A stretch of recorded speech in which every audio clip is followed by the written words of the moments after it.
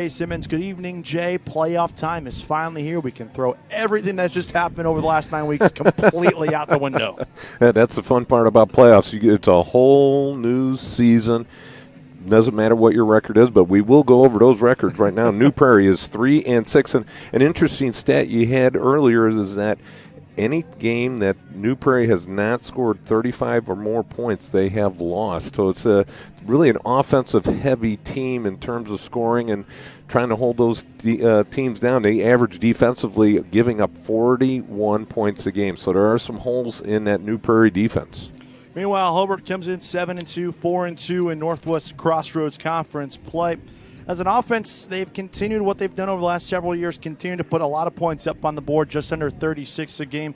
Defensively, though, they're probably better than they have been in years past, just under 13 points a game, and that's where the focus on this Hobart team lies. That's right, and you look at a couple teams that they played that they lost to in very close games, the 1 and 2 in Northwest Crossroads, Andrean 17-7, holding Andrean to 17 points, and also holding Lowell to 20 points and losing that game only by 3 points. So they were in a dogfight in those two games. So the Brickies, I think, are a little bit better than what their record indicates. Yeah, Hobart trying to get revenge on a New Prairie team who's got the better of them this time of year, the last couple of years. But when you talk to this New Prairie coaching staff about, do you address the idea that Hobart is coming in with a vengeance? And Ryan O'Shea has pretty much said no, because we have a completely brand new roster full of kids who have never played Hobart before in their high school careers. Well, you look at Coach O'Shea, he's 3-6 on the season. He's a new head coach. Now you look at it, all of a sudden, you look at those last 4 games, they're 3-1 in their last 4 games. So all of a sudden, Coach O'Shea has got these guys buying in. So it seems like they have made a turning point, and they are really rising up as the season comes to a conclusion. And now the playoffs start. They seem to be peaking at the right time. And don't let the record fool you. They were a missed extra point away from, and a missed field goal away from being 4-5 on the regular season, which is a completely different outlook coming into a night like tonight, even if it's still a sub-500 record. Meanwhile, Hobart, we go back to the offense. Now, we talked a lot about the defense, though. Offensively, where do you want to start first with this group? Because they've still put up a lot of points, but the defense, as we already discussed, rightfully so, is taking the shine for this team. That's right, and you start really with the quarterback, Tatum. He is 77 for 135, 1,240 yards. He's got 13 touchdown passes, only 6 interceptions, so a good touchdown to interception ratio for him. And then you look at some of the backs. They've got some dynamic backs. They've got Cash with 43 carries, 280 yards. They've got several backs. Tatum, one of the leading rushers, with 548 yards and 9 touchdowns. So you got to look at it. 22 of the touchdowns go through him on the season. It's almost the same for the New Prairie Cougars. You've got their quarterback who accounts for 27 of the touchdowns on the season. Reed Robinson. He is the go-to guy, 1,424 yards rushing. That just the opposite of the quarterback for Hobart. Reed is really just a dynamic, 158 yards rushing. So as he goes, so does the offense go. It's going to be a really fun night of football here from the Brickyard and Don Howell Field. We'll take a break. When we come back, kickoff between New Prairie and Hobart. This is Game Night on the Region Sports Network, the only game in town. Have you heard? Stratton-Manteau was voted Best of the Region 2025 in several categories, including Best Caterer, Deli, Flower Shop, Food and Grocery Delivery, Fried Chicken, Place to Buy Produce, Place to Buy Seafood, Loyalty Program, and Grocery Store. We're proud to be recognized by our community, and we're committed to continuing to deliver the variety, value, and convenience you deserve. See for yourself what it means to be the best when you shop at Stratton-Manteau. Thinking about what to do after high school? Consider a career with Boilermakers Local 374. As a Boilermaker apprentice, you'll earn while you learn. We offer excellent wages and benefits, and as part of our no-cost hands-on apprenticeship program, you'll learn from the best in state-of-the-art training centers and on the job. Become a union Boilermaker and get on your way to a great career. Find out more, visit www.local374.org or call 219-845-1000. Welcome back here On the Region Sports Network, this sectional action between Hobart and New Prairie in the opening week of the state playoffs here in Class 4A. Both teams have taken the field. We await the coin toss. And while we do that, let's give you the Friday night forecast. And it's brought to you by our friends at Economy Electric Heating and Cooling. Tonight's forecast, here we go. Winter, 44 degrees. Feels like down right now to 41. 4-mile-per-hour winds out of the northeast, gusts of up to 5 miles per hour. So very limited impact on the kicking game tonight. The sun has already set. Pitch black skies, not a cloud in those skies. And people have broke out the winter coats. The blankets are out in the crowd as well. You arrived at the stadium today being able to see your own breath. So we have certainly hit the corner on the weather sphere here in the region. That's the Friday night forecast brought to you by Economy Electric Heating and Cooling, keeping you cool in the summer and cozy in the winter. And let's hope that the fans here who have shown up in good numbers tonight will stay cozy all night long in support of their home-sided Brickies, who have been really good in this field historically. Same thing this season as well, as both teams trot out to midfield for the coin toss. Hobart linked arm in arm. And New Prairie walking out side by side as well. Our IHSAA officiating crew getting set to introduce the pleasantries as well as the coin toss. You know, as you look at this Hobart offense, you've got Bryce Tolliver with 30 catches, 459 yards, 15-yard average, and 5 touchdown catches. So he's one of their go-to guys when they decide to throw the ball, too. Referee currently giving the instructions. New Prairie resides on the far sideline here on Don Howell Field. Hobart on the near sideline. Their backs of each captain to their respective sideline right now. The officials, traditional zebra stripes, the black pants, the referee in the white cap, everyone else wearing the black with white striped hats. And some of our officiating crew have broken out the gloves as well, going back to our old Friday night forecast. Yeah, it's going to be a chilly one. But a beautiful day, nice sunny day, not a cloud in the sky all day. So New Prairie won the opening coin toss. They deferred their option to the second half. So we will see the Hobart offense and the aforementioned Alex Tatum taking the field first. And their offense, who, like we mentioned off the top of our broadcast this evening, averaging just under 39 points a game, 35.8 is the number to be exact. We'll start it off here, and they're looking for a strong start as well against a reeling defense. Ryan O'Shea's team, as both teams huddle up on their sidelines and get ready for the opening kickoff, has yet to use the same starting 11 on defense this entire season. 9 games and now 10 games so far. He's still yet to find a combination of 11 players on that side of the football that mesh well and play well together. That does not bode well for continuity defensively. And also, you know, you talk about how many points they were giving up. That does not bode well for their defense. 41.4 per game is the number to be exact.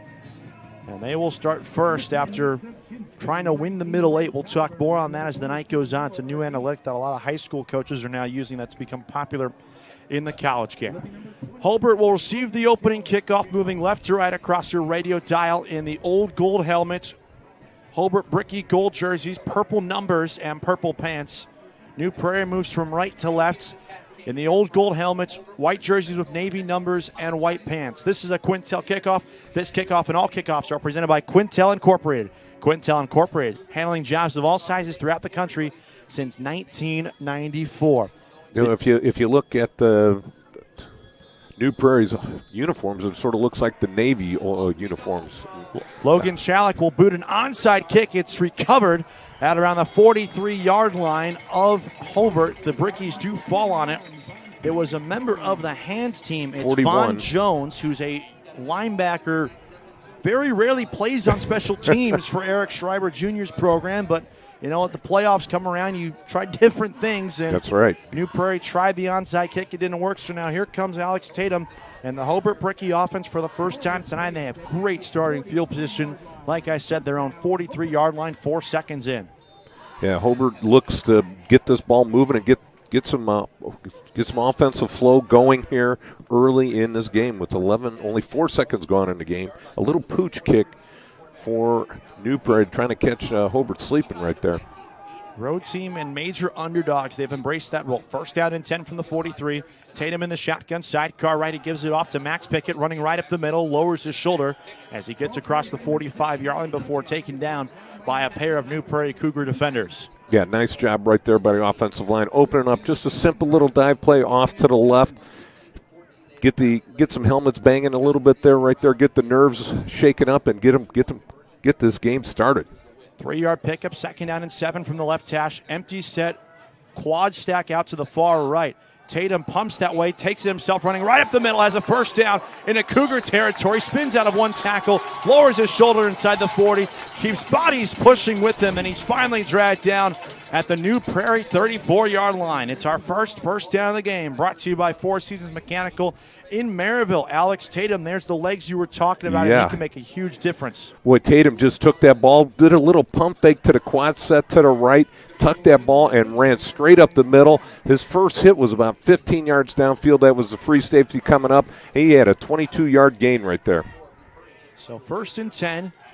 Ball centered between the hashes from the 34. Another inside give off left tackle. Trying to cut his way back in was Max Pickett, and he's taken down behind the line of scrimmage for a 1-yard loss, originally marked by the far side official. They now might mark him back up to the original line of scrimmage, and they're going to say his forward progress was stopped at the 34. So no gain there on the play for Pickett. Yeah, and it looks like Lewis Cruz, number 69, made the tackle right there. He looked like he just lunged at the ball and tried to strip that ball away. Good idea for New Prairie, trying to tackle that ball, get an early turnover. They've given up 221 yards on the ground per game this season. Pistol formation for Tatum. Claps his hands, fakes the give to Pickett, throws over the middle, and a diving catch made inside the 25-yard line. And sliding his way down inside the 20 was Bryce Tolliver. His body kept rolling. They're going to give him forward progress all the way up to around the 17-yard line. I guess we're going NFL rules here. Yeah, nice job by Tolliver being able to adjust to that short throw right there by the quarterback, and does a nice catch, getting his hands underneath before the ball touches the ground. First down and 10 now. They go back with Pickett, and he's gobbled up in the backfield. Eli Noakes, the outside linebacker, with the tackle after a 2-yard pickup. Yeah, Noakes right there, able to come up and make the tackle from his outside linebacker position, but still giving up 2-3 yards on the play. So after the 17-yard pickup on the connection from Tatum and the Bryce Tolliver, who was angling from right to left between the hashes, it now brings up 2nd down and 8 from the New Prairie 15-yard line, 9:30 and counting here in the first quarter. No score on the opening possession of the football game. Yeah, Hobart doing a nice job. Nice steady drive. Eat some time up and try to get the score in. Power formation. Tatum gives it right up the middle. Goes Max Pickett. Flag comes flying in from the secondary as Pickett keeps his legs churning inside the 10 to the 8-yard line, but we will check. It's our first laundry of the day. I believe it's going to be a holding on. Yeah, right in the middle of the play, right as the ball was going over to left guard. Looks like they're going to mark it back. The officials have not given us an indication of what the penalty is yet. That's a holding call. Right in the middle of a running play, right in the middle of the offensive line. You can see that flag coming out by the umpire. The two guards are Pacey Gomez on the left side, Preston Perez on the right side. Tyler Gieb is the center. That's a sophomore, junior, senior from left to right. 2nd down now and 18 from the 25. Tatum drops the ball, heaves it deep down the middle of the field towards the end zone, looking for Tolliver, and he's got it. Back in the end zone for a touchdown. Tolliver with a great catch, reaching back over the defensive back. Almost it looks like Tolliver ripped the ball from the defensive back's hands and made an outstanding catch. A little bit thrown behind him by the quarterback, but still a great catch by Tolliver on the throw. Jump ball originally looked like there was a shot. It could have gotten picked off there by Braden Kaminsky, the junior corner. But Tolliver helps out his quarterback, who was scrambling there after the low snap from Tyler Gieb.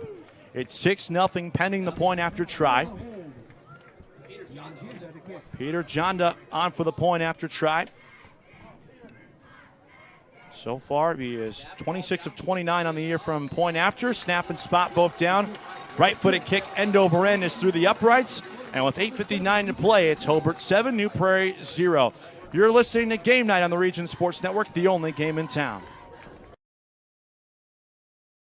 From lighting up Friday night football to powering the classrooms that shape the students of Lake County, IBEW Local 697 is proud to support our region's schools and the communities we call home. A career as a union electrician could be your next great move. Your next cap might be a hard hat. IBEW Local 697, powering futures, powering the region. Four Seasons Mechanical proudly serves Northwest Indiana, providing quality, reasonably priced, reliable service. With a quality and comfort guarantee, the professionals at Four Seasons Mechanical offer a wide range of services in heating, ventilation, and air conditioning. Whether it's residential or commercial, Four Seasons Mechanical is there 24/7. To find out more, the website is fourseasonsmechanical.com or give them a call at 219-756-7020. Four Seasons Mechanical, your indoor air quality specialist. Welcome back. We're all set for a Quintel kickoff. This is a Quintel kickoff. This kickoff and all kickoffs are presented by Quintel Incorporated. Quintel Incorporated, handling jobs of all sizes throughout the country since 1994. Peter Janda to boot it away. The returners are Sully Cress and Reed Robinson, and it's a low line drive kick. A member of the hands team, a nice snag from his own 35-yard line. Angles left across the near side numbers, and he's taken down just short of the 45-yard line. That's a really nice return there from Grayson Goodman. He's a 5'6", 139-pound junior tailback who's only played in 3 games this season offensively, and he comes away there with a nice return. It'll set up New Prairie on their own 44-yard line to begin their first offensive possession of the football game. So good field position for both offenses. New Prairie, the number we told you about in the open, and we're probably going to harp on it all night, 35 points. When they've scored 34 or more, they're 3-1. When they've scored 35 or more, 3-0. Yeah, as Reed Robinson goes, so does the New Prairie offense. Shotgun snap, bobbled as he's flushed out to his right, and he's taken down in the backfield for a 3-yard loss. Robinson was rolling out to his right as the snap was above his left shoulder. He did a great job to corral it. Aiden Cash on the backside pressure takes him down. It's a loss of 3 on the play, and it'll be 2nd down and 13. Yeah, Cash did a great job just closing on the quarterback and getting into the backfield. And it looks like it's going to be a long 13 yards here for New Prairie. They like to stay ahead of the chains. They are mainly a rush-type offense. So they like to, 3 or 4 yards every play, 3 or 4 yards, get that first down, move the chains, try and consume as much clock as possible, keep their defense off the field as much as possible. Robinson leads New Prairie and the Northern Indiana Conference in rushing yards. He's 9th in the entire state in rushing yards, 1,424 rushing yards coming in. It's now 1,421. Following the errant snap from his center, Andrew Anderson, a 5'8" senior. So now here comes 2nd down and 13, 8:36 and counting in the first quarter. 7-0 Hobart leads after the 6-play, 57-yard touchdown drive. Ball split between the seams. Reed in the shotgun. Sidecar left, his tailback, Lucas Halderman, now motioned out to his right. Another high snap. Robinson rolling out to his right, throws from the far hash marks. Jump ball down the sideline, and it's intercepted inside the 30-yard line. A flying pick by guess who? Nathan Sobczynski with the interception. The 5'8" junior comes away with his 3rd pick. That's now his 3rd interception in his last 5 games played. Then it was a one-on-one ball. And we get a late flag on the play over here by the sidelines. One of the officials is pointing at one of the coaches of Hobart, so it might be a sideline warning, but Sobczynski did a great job at high-pointing that ball, and he looked like he was beat initially, and he really was able to close very quickly and make that great catch as for the interception. You said, his 3rd on the season? Yep. He's a ball hawk there in the backfield. Already set a career high in PBUs this year, and now he comes away there with his 3rd pick. It's now 1st and 10 Hobart from their own 27, ball on the left hash. That's now the 6th interception on the season for Reed Robinson, the New Prairie quarterback. 5 receivers in the set. Pickett goes in motion from right to left on a sweep. It's an end around here. They go back inside with the fullback, running back, tight end, wide receiver. He's actually listed at all 4 of those positions is Aiden Cash. He powers his way across from right tackle to the 29-yard line. So after all that pre-snap candy, it's a 2-yard pickup on 1st and 10. Well, initially, the quarterback gives it right there. Tatum gives it to the running back, and then Tatum, and then the running back gives it to Cash, and Cash tries to do a little end around onto the right side, and this ended up going only for a couple yards. Shotgun on 2nd down and 8 from the 29-yard line. Ball between the seams. Rolling out to his right is Tatum as he takes a low snap. He checks it down to his tight end. It's dancing down the near sideline is Cash. He has the reception. He's across the 35. And they're going to spot him at the 38-yard line with a 1st down. It's sponsored by our friends at Four Seasons Mechanical in Maryville. Visit them on the web at fourseasonsmechanical.com. What a nice job right there by the quarterback, Tatum, taking what the defense gives you. He had his tight end wide open in the flat, so he took advantage of it, and the tight end did a nice job, Cash, of getting up the field. 9-yard pickup there. They go back on the ground. It's Pickett breaking inside off right tackle. Cuts it outside the numbers. 50, 45, and he's pushed out of bounds at the New Prairie 41-yard line. It's another 1st down run for Max Pickett. Yeah, Pickett gets to the outside, cuts it up, makes a guy miss, and then continues down the field. Looks like about a 19-yard gain. This high-powered offense is just going nonstop right here. From the 41, they go no huddle. They go back to Pickett. Big hole on that right side. Cuts it back into the left. And he's swallowed up there by the inside linebacker, Aiden Buchanan. But he's inside to the 33-yard line of New Prairie. That's a good run. It's 2nd down and 2 now. 8 yards there for Pickett. Yeah, Pickett did a nice job. Preston Perez, the right guard, pulled and kicked out the defensive end, making a nice hole, and Pickett just cut inside of that and picked up a nice chunk of yards. From the 33, 2nd down and 2, ball on the right hash. Low snap collected by Tatum, gives it off to Pickett, waits for a hole on that left side. He finds it as he dashes his way to the 29-yard line. It's another 1st down. Brought to you by our friends at Four Seasons Mechanical in Maryville, your Northwest Indiana heating and air conditioning specialists. Yeah, Pickett again does a nice job. He sees Thompson, his offensive tackle, crashes down, makes a nice hole, and Pickett bounces just to the outside to pick up the 1st down. 3 yards there. That offensive line's doing a great job right now. 1st down and 10. They fake it to Pickett. No, the ball's on the ground. It's recovered by New Prairie. Looks like number 0 for New Prairie comes up with the ball. It's Eli Noakes on the botched exchange. It looked like it was supposed to be play action. No, it was from the quarterback Tatum to Pickett, and then Pickett to Cash, and Cash got the ball on his hip, and he just couldn't corral it in and reel it in, and a fumble caused right there. A lot of handoffs and some missed timing right there in the backfield for the Brickies. So that's a huge break. It's now 1st and 10 for New Prairie, trailing 7-0 with 6:26 left here in the 1st quarter. They take over from their own 32-yard line. Ball center of the field, shotgun snap. Robinson gives it off, running right up the middle of a big hole goes Halderman. Across the 50, 40, 35, 30. Halderman angling left, inside the 20, 15, 10, 5, touchdown! Halderman from 68 yards.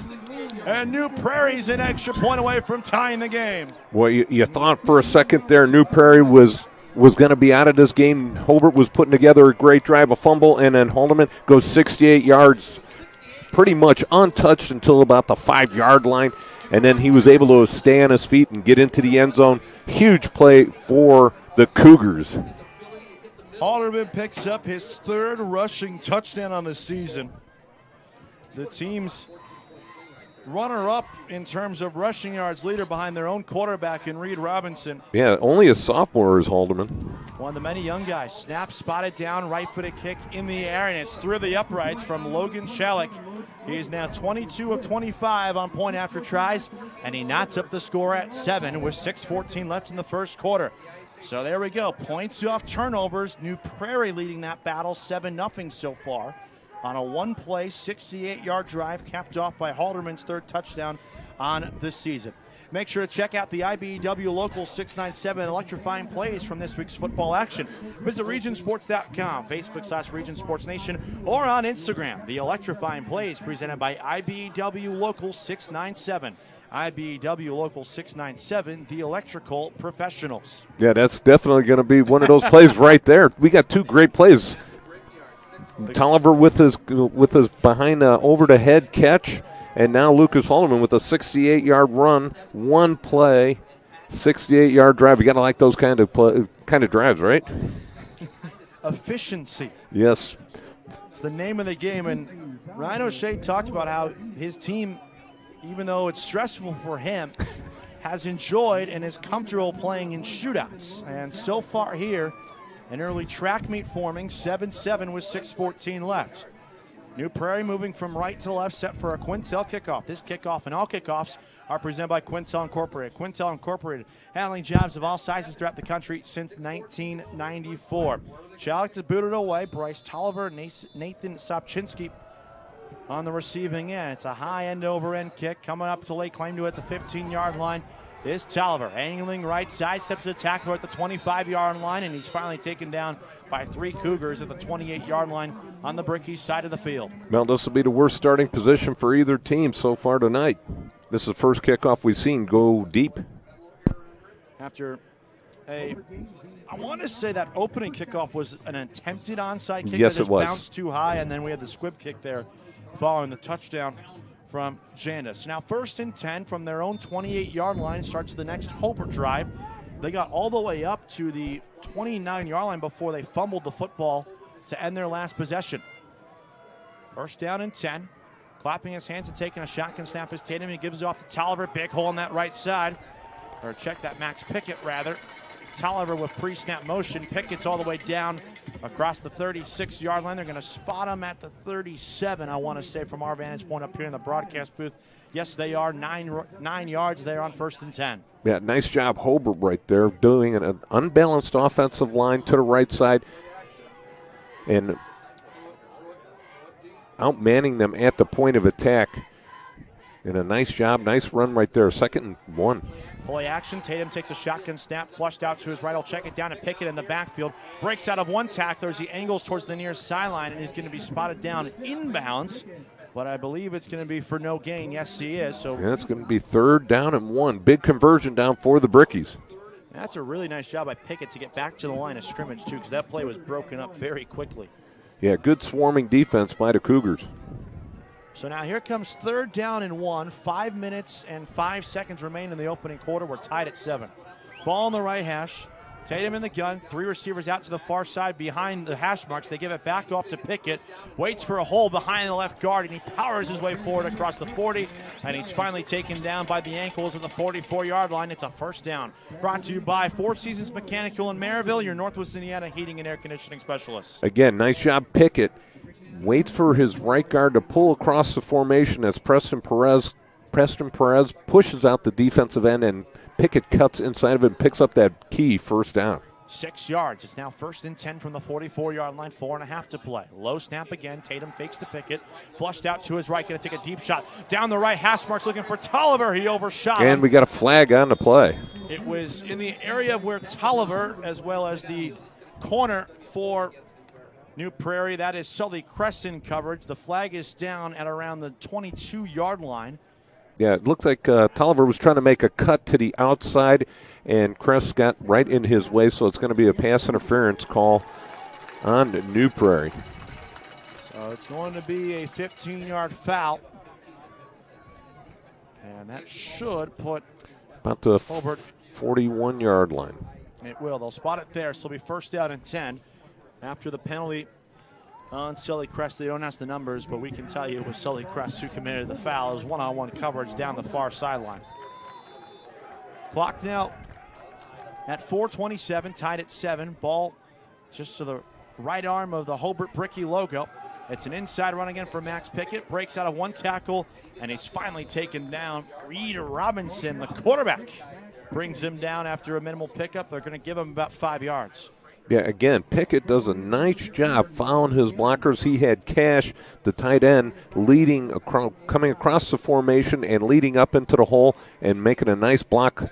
And the running back, Pickett, cuts inside of it and picks up a nice chunk on 1st down. 2nd down and about 5.5, 6 yards. They go back with Pickett. sidesteps a one tackler, breaks out of a second one, and finally the third guy there is able to bring him down as he was angling right a yard short of the line to gain at the 32-yard line. At this level, Jay, how impactful is it to have a running back who's actually willing to follow their blocks? It's awesome, because then that means these guys on the front, once they establish their block and then get up into those guys, then he can cut in and make some nice holes. If he's trying to bounce everything to the outside, that just frustrates the offensive lineman and the head coach. From the right hash, 3rd down and 1. Under center goes Tatum. Power formation, gives it off to Pickett. Hurdles a man, and he picks up the first down at the 28-yard line. Max Pickett so far, man on a mission in this first quarter. It's another first down brought to you by Four Seasons Mechanical in Maryville, your Northwest Indiana heating and air conditioning specialists. Yeah, great job right there. Again, that power formation, just pushing that ball off the left tackle side, getting the first down, and now it's going to be 1st down and 10 at the 28-yard line. Clock's running here, inside 3 minutes to play. Low snap, Tatum looking to throw, comes back to the near side, coming back to make a diving attempt was Sapchinski. That ball hit the ground before he caught it at the 20-yard line. That's along the sideline, a tight angled throw there from Tatum, and it falls incomplete. That's only his first official incompletion of the game because the PI was called earlier in the drive. Yeah, Tatum right there just threw the ball a little bit too far behind the wide receiver. The receiver had to come back. It looked like it was just a little hitch route, and then all of a sudden Sapchinski had to really fight his way back to get to the ball, and the ball ended up hitting the ground. From the 28-yard line, 2nd down and 10, trips off to the left. Empty formation is Tatum. He fakes the pass to his left, has a big hole on that right side. Down the near side, numbers 20, 15, 10, 5, angling front right pylon, and he is in for the touchdown. Alex Tatum, the team's leading rusher, now has his 10th rushing touchdown of the season, and with 2:46 to go in the first quarter, he makes the score Hobart 13, New Prairie 7. And did you see that? Preston Perez was downfield blocking on a defensive back, able to spring Tatum into the end zone for the touchdown. How often does an offensive lineman get down that field and make a block on a cornerback? That's one that'll make Jason Kelsey proud on Monday Night Football. Janda on for the extra point, 1 for 1 today. Good snap, spotted down, and it's right through the uprights again. Those white uprights and the orange flags waving in the wind as the score now improves to 14-7 in favor of Hobart. 2:46 left to play in the first quarter. This is Game Night on the Region Sports Network, the only game in town. Old Man Winter is just around the corner, and that means temperatures will soon begin to drop. And a region winter is not the time to be left out in the cold. The professionals at Economy Electric Heating and Cooling can tune up that old furnace or install a new unit that can last for years. Your family deserves to stay comfortable this winter, and with 24/7 emergency service, comfort is just a phone call away. Economy Electric Heating and Cooling, 219-923-4441. Or for more info, the website is forajobdoneright.com. Earn while you learn from the best hands in the business. The Bricklayers Allied Craft Workers for Indiana, Kentucky Apprenticeship. That's right, this is a paid apprenticeship. I'm getting an education while learning a trade and getting paid for it. The thing that surprised me the most about this apprenticeship program is the respect I've received after the proper time and training. Classes start soon, so apply now. There are training centers throughout Indiana and Kentucky. We are the Bricklayers and Allied Craft Workers for Indiana, Kentucky Apprenticeship. The best hands in the business. Hobart leading 14-7 over New Prairie. 2:46 left in the first quarter. We're set for another Quintel kickoff. This kickoff and all kickoffs are presented by Quintel Incorporated. Quintel Incorporated, handling jobs of all sizes throughout the country since 1994. Hobart tries the low squib kick again, and it's driven right out of bounds. Janda was trying to sweep it on the near side numbers, and he rolls it out of bounds at the 20-yard line of New Prairie. So a free kick out of bounds foul here will give the visiting Cougars, moving right to left, good field position for their 3rd offensive possession of the game. Yeah, they'll get the ball out at the 35-yard line. And their last drive ended very quickly. One play, 68-yard house call from Halderman, their starting tailback. It was his 3rd rushing touchdown on the season. That was the definition of taking advantage of points off turnovers, which is a stat that Hobart has dominated all season long. I know it's still early, but New Prairie leads 7-0 in that category. Yeah, 21 points so far scored in this game. Somebody better wake the defenses up here. 1st and 10, left hash of the 35-yard line, the New Prairie side of the football field. Shotgun snap, Reed Robinson calls his own number, powers up his way up the middle across the 40, and he's taken down by a pair of Hobart Brickies, Terry Irvin, a.k.a. TJ, on the stop after a 6-yard pickup on 1st and 10. Yeah, Robinson right there just doing a great job fouling his blockers, getting up into that tight formation and getting into those linebackers as quickly as possible, picking up 4 yards. This is one of the keys to the game, is for New Prairie to stay ahead of the chains. So good job on 1st down right there for the Cougars. And Ryan O'Shea emphasized the point on keeping his defense off the field. Shotgun snap right up the middle. Halderman, and he'll be trailed backwards. Let's see where they spot his forward progress stopped at. It's going to be after a half-yard pickup, so they're going to give him a full yard somehow on the spot. So Halderman received a lot of pain for a 1-yard pickup, but now it's 3rd down and 3 with 1:45 left in the first quarter. Yeah, Josh Diaz right there just stood him up and drove him back into the backfield right there. It's shocking that he was able to pick up 1 yard, but a house of pain right there for the quarterback. Senior, second on the team in top 5 in the Northwood Crossroads Conference in total tackles entering this game. From the left hash, 3rd down and 3, the noise comes back for Hobart. Robinson in the gun, off to his right hip is Lucas Halderman. High snap, Robinson fakes to Halderman, throws on the far sideline, it's incomplete. He was trying to find Trenton Mamaza on the slant route across the sticks. It's now 4th down and 3 in an early decision here for Ryan O'Shea. I think he's got to punt this ball away. 4th down, even though it's 4th down and short, your defense really hasn't slowed down the Hobart offense. You've got to make the field a little bit longer for the Brickies to try and score. And Robinson will drop back. Reed Robinson, their quarterback, is also their punter as well. He's averaging 35 yards a punt this season, and a timeout is called with 1:13 left. It will be New Prairie who takes the timeout, so maybe Ryan O'Shea does want to think this one over. He must be. He's got a little doubt in his mind, so he's definitely going to call a timeout here, see what they can draw up, maybe something special to get this 3rd down or to get this 4th down conversion. If they do go for it, this would be 4-down territory, sponsored by our friends at Four Seasons Mechanical in Maryville, your Northwest Indiana heating and air conditioning specialists. First time out of the night taken by either side. New Prairie, the visiting Cougars, moving right to left in the all-white uniforms with old gold helmets, chasing a 14-7 deficit here. 2 long, methodical touchdown drives for Hobart to just the flash that was that 68-yard touchdown run a drive ago from Lucas Halderman. And you look at your little play sheet here, you've got 1, 2, 3, 4, 5, 6 plays for New Prairie and about 20-some plays for the Brickies. So definitely time of possession in favor of the Brickies big time here, and they're going for it. So it is 4-down territory. 4th down and 3. Reed Robinson back in the gun. Lucas Halderman off his left hip. 4 receivers, twins out to each side. They'll give it off to Halderman, who runs it right up the middle. He's stuffed 2 yards shy of the line of the game. Right into the eye of the Hobart defense. And the Brickies were ready for it. It's a turnover on downs, and Hobart takes over on the plus side of the field. Ryan O'Shea, obviously, and I'm sure New Prairie fans will question that one. Here's a stat, though, to keep in mind that probably impacted the decision. When New Prairie has sent out their punt team this year, they are 0-6. In their 3 wins, they didn't punt 1 time in any of those games this season. That's an interesting, very interesting stat. Number 53, Ethan Abarigo, 6'1", 320, stuffed that play right at the line of scrimmage. Big play for the Brickies defense. Get their defense off the field and their offense back out there. They have been unstoppable. So 1st down and 10. Shotgun is Tatum.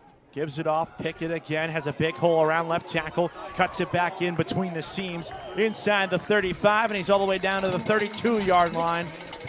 He needed 10, got 11 on 1st and 10. It's a Four Seasons Mechanical 1st down, brought to you by our friends at Four Seasons Mechanical in Maryville, your Northwest Indiana heating and air conditioning specialists. Yeah, the Brickies offensive line doing a great job establishing the line of scrimmage and pushing those Cougars on roller skates back there. That was the one thing Coach O'Shea talked about for New Prairie, was keeping his defense off the field because he was concerned. His team is using his 10th different defensive starting lineup this season. Empty formation for Tatum, 4 off, split out wide beyond the right hash. Tatum takes a shotgun snap, rolling out to his right, throws on the run to the near sideline. It's caught inside the 20-yard line, getting belted after making the catch was Bryce Tolliver. The tackle came in from Sully Kress, the senior corner. It's a nice pickup there. And it's another Four Seasons Mechanical first down. Brought to you by our friends at Four Seasons Mechanical in Maryville. Visit them on the web at fourseasonsmechanical.com. They go no huddle here. 8 seconds and counting left in the first quarter. Hobart leading 14-7. Sobczynski goes in motion at the time of the formation on the left side. Tatum takes the shotgun snap, and did they get it off in time? No, they did not. And that is how the first quarter comes to an end. So we'll begin the second quarter with 1st and 10 on the +19 for Hobart. A high-flying, offense-focused first quarter sees 21 combined points, 14 of them for the home-sided Hobart Brickies, who are in the red zone once again. We'll step aside for a couple moments. This is Game Night on the Region Sports Network, the only game in town. Earn while you learn from the best hands in the business. The Bricklayers Allied Craft Workers for Indiana Kentucky Apprenticeship. That's right, this is a paid apprenticeship. I'm getting an education while learning a trade and getting paid for it. The thing that surprised me the most about this apprenticeship program is the respect I've received after the proper time and training. Classes start soon, so apply now. There are training centers throughout Indiana and Kentucky. We are the Bricklayers and Allied Craft Workers for Indiana Kentucky Apprenticeship. The best hands in the business. Flip the switch, a light turns on. Press the button, machines and instruments come to life. Touch the screen, communicate with the world. Simple tasks, guaranteed results, every second of every day. That's the power of power. And that's the power brought to you by the NECA contractors and electrical workers of Local 531.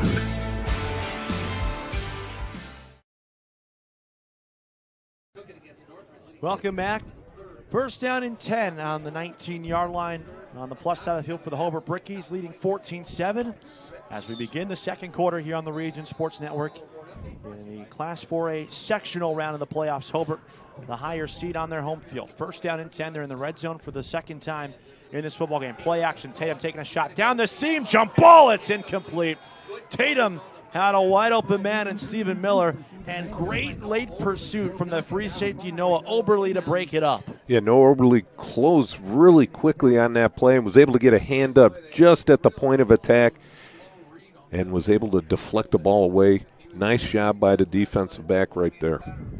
One of the top tacklers on this team picks up his second official pass breakup on the season. Right hash again, second down and 10, 6 seconds into the second quarter. Hobart running just their third play in the red zone in this football game. That's how effective they've been on offense. They fake it to the motion man. They go back up the middle with Max Pickett, the running back, who picks up, give or take, 5-ish yards on the play, depending on how friendly the far side official is who's spotting it. Well, it looks like he's going to spot it about the 15-yard line, so it looks like it'll be third down and about 6. So not friendly, to answer our question.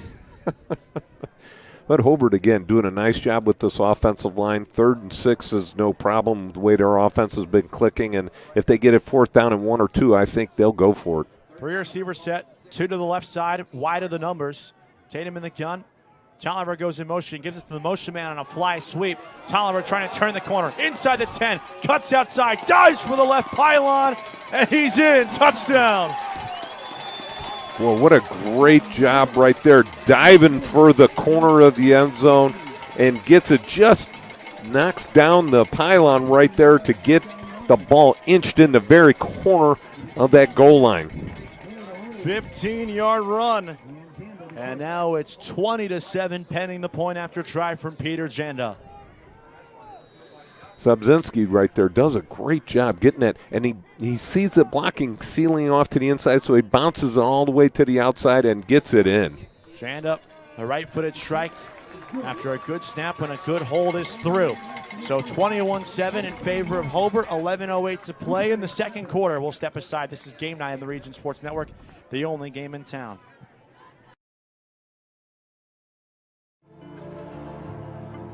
If you are injured in a worksite accident or hurt by a defective product, go with the guy that has a proven track record litigating these cases. Otto Schragle, a principal partner at the Allen Law Group, will make sure those responsible for hurting you are held to account for their negligence. With multiple offices in Indiana and Illinois, you can reach them at 219-465-6292 or reach them out on the web at www.kenallenlaw.com. When it comes to your money, you deserve more than just numbers on a page. You deserve someone who sees the full picture. Meet Mark Machnick, one of Northwest Indiana's most trusted accounting professionals. Whether you're running a business, planning for retirement, or just trying to make sense of tax season, Mark Machnick, located in Highland, makes it simple, personal, and believe it or not, painless. Contact Mark and his team today at 219-595-5290. Mark Machnick, CPA. Welcome back.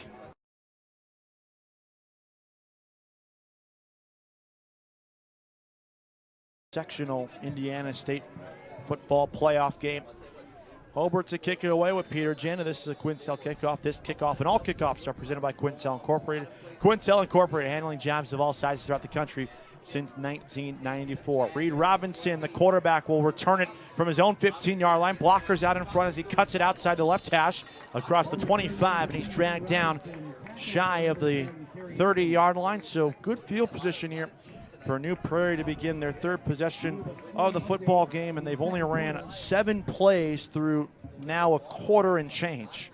Yeah, and Hobart's run 25 plays, so definitely the Hobart is winning the battle of time of possession out here. New Prairie does definitely need to start piling up some first downs, get the ball moving, keep the defense off the field, because the defense so far, the only way the defense has stopped them is Hobart making their own mistake on a fumble. From their own 29-yard line, first down and 10, ball on the left hash.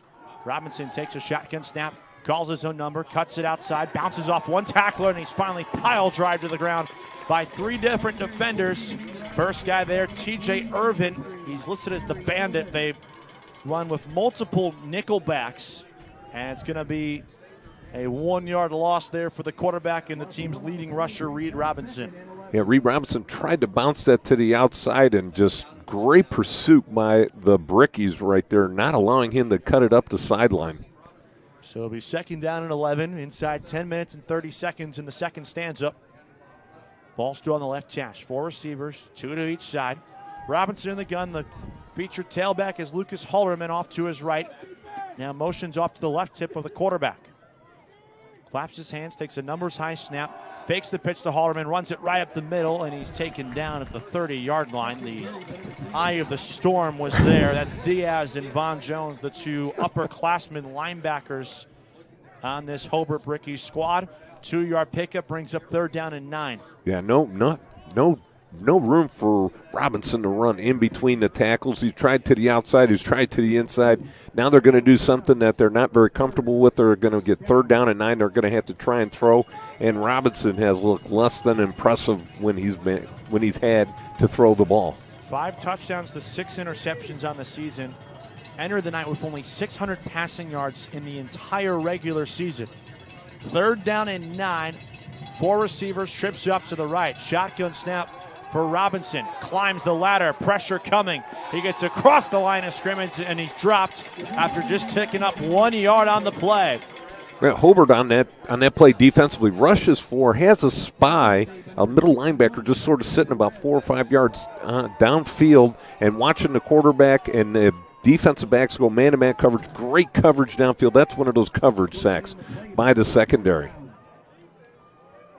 So after a 1-yard pickup, Robinson, who's the team's quarterback, kick returner, and punter, now drops back to his own 15-yard line. Does he sell popcorn at halftime?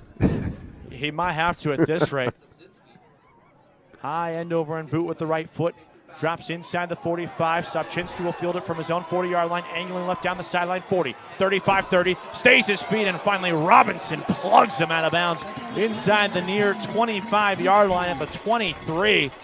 That's a quarterback laying the boom there on Sobczynski. How about it?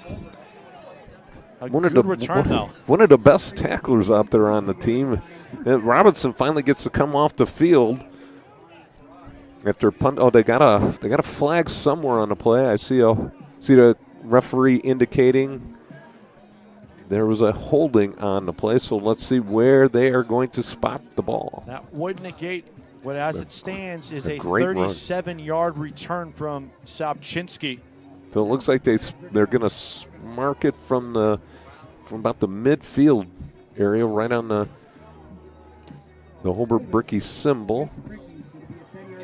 It looks like he threw the flag about the 49 in Hobart territory. So it looks like Hobart's going to get the ball about the 39-yard line in their own territory, which is, believe it or not, behind the point where Sobczynski caught the ball. He caught it on his own 40.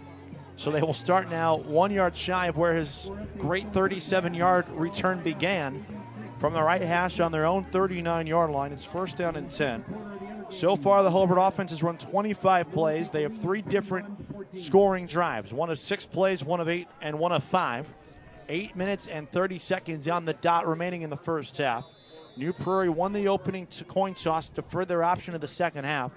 So points here feel mandatory for this Hobart team to really put their foot on the gas and even on the throats of the New Prairie Cougar season. First down and 10, 2 receivers to the near side. Alex Tatum, the signal caller, in the gun. He motions his running back, Max Pickett, off to his left hip. Claps his hands with 2 gloves, gives it off to Pickett, the running back, off of left tackle. Lowers his shoulder, and he's taken down after a 6-yard pickup on the Hobart 45-yard line. Great job by that left offensive line, getting a good push.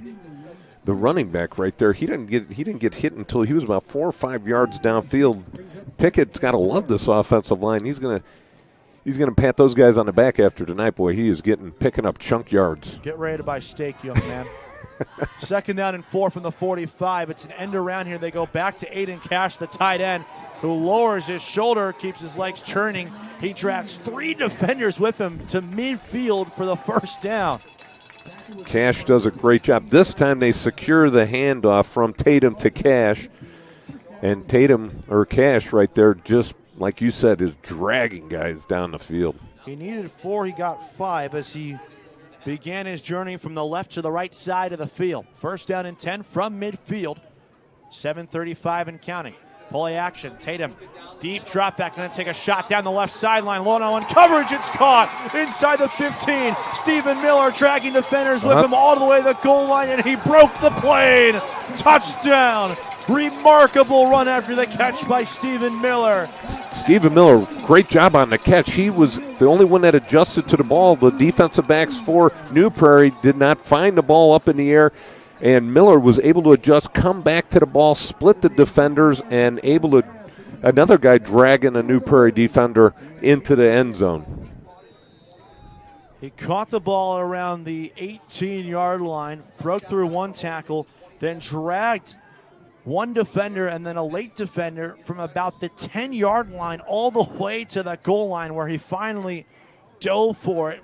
The nose of the football broke the plane in the goal line, and so it's 27-7. Peter Jana on for the extra point. A high snap, spotted down well, and the right-footed kick is a line drive that splits the uprights to make it 28-7 Hobart with 7:25 to play in the first half.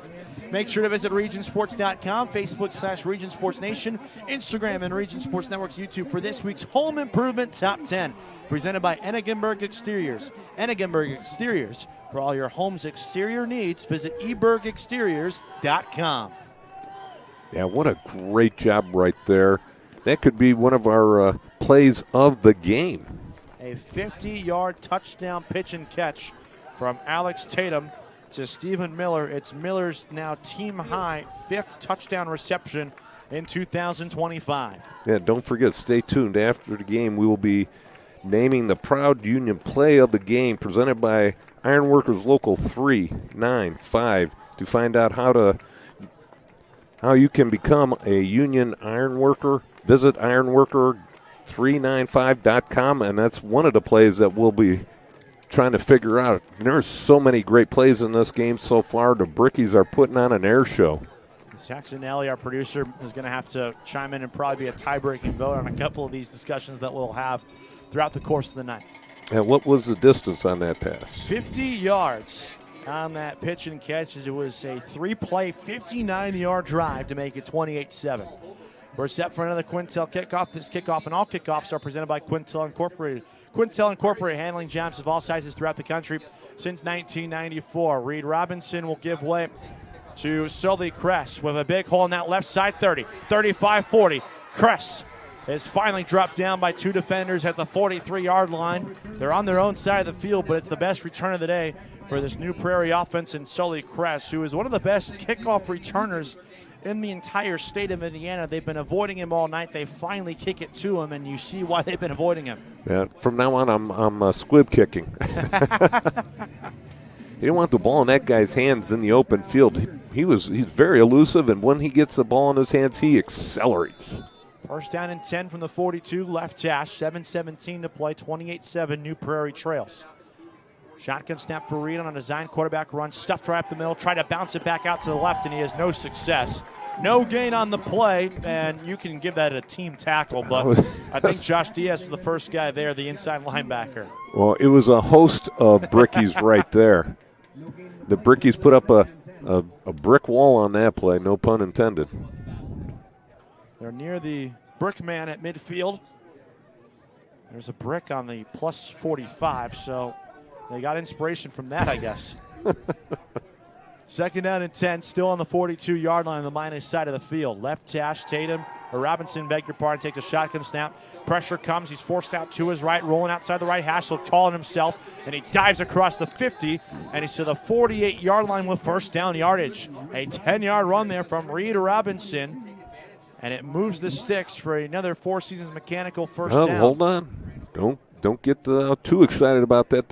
Now they're finally signaling the change to move along. There's the point we've been waiting for. It's a first down, brought to you by our friends at Four Seasons Mechanical in Maryville, your Northwest Indiana heating and air conditioning specialist. 10 yards there for the QB keeper. Nice job right there by Reed, able to see that there was nobody open and tucked the ball and ran. That's one of their best running plays of the night. Second best running play. After the 68-yard touchdown run, I'm definitely on page with you. They go back on the ground with Halderman. No, it's pulled by Robinson. Dances down the near sideline, 40, and he lowers his shoulder, and he's taken out of bounds just shy of the Hobart 35-yard line. I believe he got first down yardage. Yes, he did. The line of the game was the 38. He got there 10 yards exactly again. It's another Four Seasons Mechanical first down. Presented by our friends at Four Seasons Mechanical in Maryville. Visit them on the web at fourseasonsmechanical.com. Back-to-back runs of 10 yards for the quarterback of New Prairie, and they're on the move here late in the second quarter. This is a crucial drive for the Cougars. They've got to get some points on the board, try and stay close to these brickies who offense has just been unstoppable. Right hash, first down and 10 from the plus 38.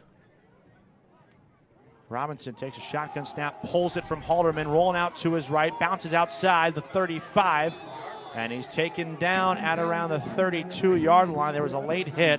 A couple of wide receivers, including Braden Kaminsky, were calling for a flag. None given on the contact.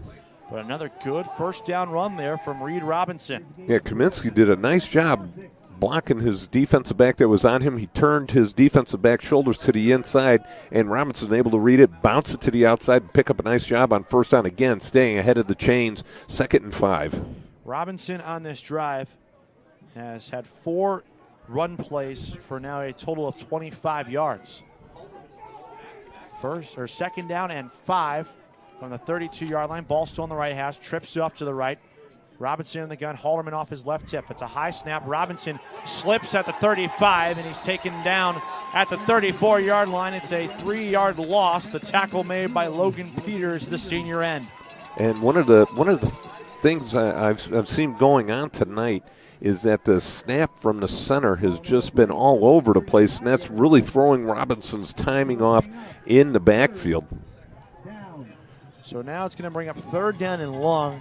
It's a long 8 yards. here for this New Prairie offense, their first negative play of the drive. Yeah, they've definitely got it. If they can cut this in half, this is 4-down territory for sure for New Prairie. Their kicker does have a leg, though. Logan Chalik has hit from 43 earlier this season. 3rd down and 8. Robinson on another quarterback run out to his left, trying to break it outside, and he's taken down for another loss. 2 more brickies there to take down the quarterback. The first guy there, it's the free safety, Stephen Miller. It's a 2-yard loss, and now it's 4th down and 10. And a decision here now for Ryan O'Shea. He's not going to bring out the field goal unit. He called him over for a moment, but then he sent him away. So now it's 4th down and 10 from their own 37-yard line. They've gone backwards on the last 2 plays. And it is going to hope for a pass interference, just chuck the ball down the field and hope for the best. Find your number 1 receiving That's option. right. 4th and 10. 4 receivers on the play. Robinson, as he throws deep down the middle of the field, it's caught inside the 5, and sprinting free into the end zone goes Trenton Mamaza. Angling from right to left, from the right hash, cutting his way into pay dirt. And a much-needed 4th down conversion is good for 6. Mamaza does a nice job setting his defensive back up. They were in man coverage, no help over the top with a free safety. Mamaza runs straight up the field, gives a little head fake, shakes his defensive back, and then cuts a post pattern beautifully across the field. And that is by far the best pass I've seen from Robinson all night. Hit him in stride. 37 yards on the catch there from Mamaza. His 2nd receiving touchdown of the year. The kick on the way, and it is through the uprights off the right foot of Logan Chalik. So with 3:45 left before the half, a much-needed touchdown there for New Prairie. They cut their deficit now to 28-14. So we'll step aside for a 30-second break. This is Game Night on the Region Sports Network, the only game in town. Life isn't always loud. Sometimes it's the quiet moments that matter the most. Of effort, of a dream taking root. And behind those moments, there's trust. Thank you for trusting Centier Bank with those moments and making us a part of your story. Thank you for the opportunity to earn your trust.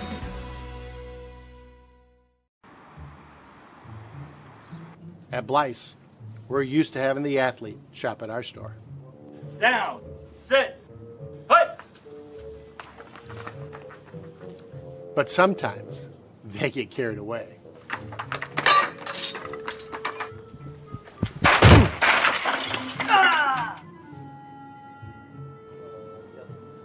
Blyce, this is where the athlete shops.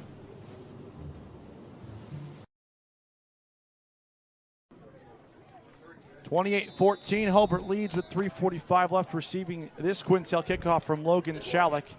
And coming up to make the catch there is Miller from his own 15-yard line, angling right across the 20 to the 25 and the 26-yard line before he's taken down by a host of New Prairie Cougars. So it caps off a 7-play, 58-yard drive from New Prairie, the 37-yard 4th down and 10 conversion from Reed Robinson to Trenton Mamaza to cut the deficit to 14. And now here's a much-needed stop for a defense that has struggled all year long. But if you can get off the field, this is the time to do it. That's considering right. They get the ball coming out of the break, so a 2-for-1 potentially could happen here for New Prairie.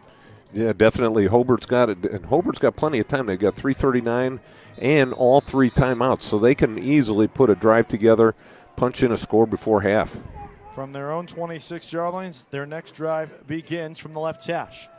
Tatum in the shotgun, fakes the handoff there, rolling out to his right. Plenty of time. Heaves it deep down the far sideline. One-on-one coverage, and it is caught in stride inside the 30. 25-20, shaking off tacklers and keeping his legs turning at the 10-yard line, and he's finally taken down at the 9. It's Bryce Tolliver. Tolliver with a great catch and a great pass by the quarterback. Tatum hitting Tolliver right in stride, just looking over his shoulder. Hey, did somebody forget to wake up the defenses and bring them out onto the field? We've got 42 points here in the first half and on the verge of getting up to 49 here. So now it's first down and goal from the 9-yard line. That was a Four Seasons Mechanical first down. Shotgun snap, they give to Max Pickett, waits for a hole off left tackle inside the 5. Pickett all the way to the end zone, touchdown. Max Pickett from 9 yards out. It's his first touchdown of the football game, his 10th rushing touchdown on the season, and they respond with a 2-play, 74-yard sprint to make it 34-14 with 3:03 left. And we were worried about them having enough time to get the score in, and they burned off about 30 seconds on the clock and punch it in. Well, this pace of this game is picking up quickly. Time now for the extra point. The spotted down and the right-footed swing of the leg by Peter Janda is right down the pipe. 35-14. Hobart leads with 3:03 left in the first half. This is Game Night on the Region Sports Network, the only game in town.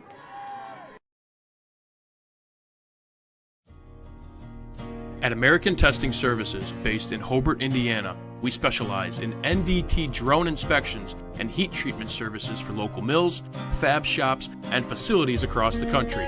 From Northwest Indiana to nationwide, we deliver precision, safety, and reliability. American Testing Services, America's trusted name in NDT. For 26 years, Armor Construction has been beautifying homes across Northwest Indiana. From expert roofing and durable siding to eye-catching custom copper work, Armor Construction does it all with the highest quality and integrity. Serving Lake, Porter, and LaPorte counties, trust the best exterior construction company in Northwest Indiana to protect your investment.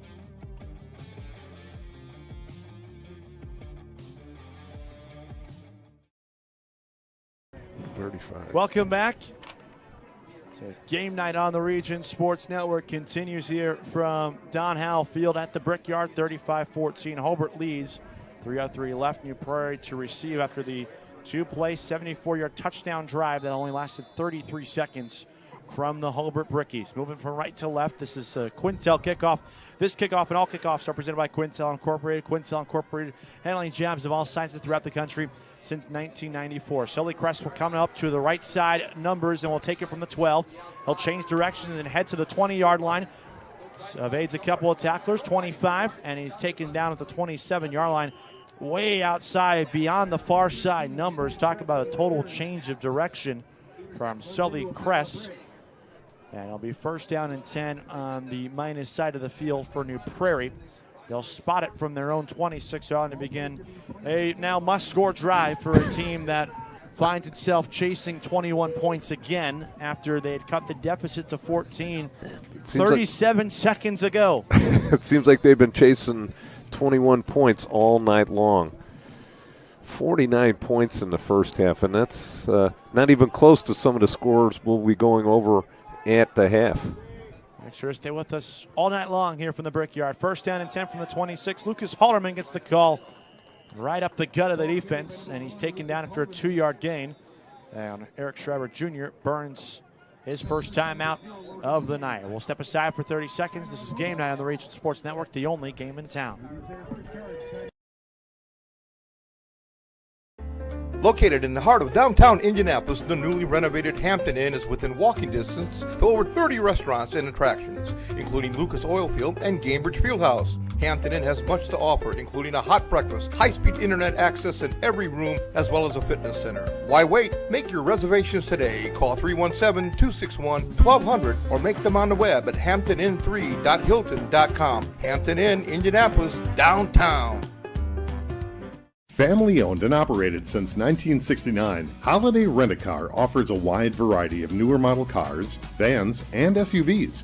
Free local customer pickup and drop-offs are available. Debit cards are accepted. Restrictions apply. All rental cars are for sale. Financing is available. Located at 3709 West 37th Avenue in Hobart, Holiday Rent-A-Car is open Monday through Saturday, closed on Sundays. Call 219-942-8561 or visit them on the web at holidayrentacar.biz.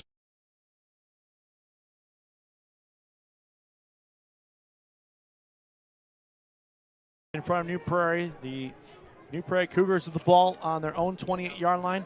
Second down and 8. Design quarterback run for Reed Robinson, trying to bounce it outside the right side tackle, and he's taken down for a 3-yard loss. That looked like number 19, Cash, coming up out of his linebacker position and throwing him down for a couple-yard loss, and Hobart burning their second timeout. So they have one timeout remaining in this first half. Clock stops at 2:38 on the scoreboard. 35-14 is the score. This is Game Night on the Region Sports Network, the only game in town.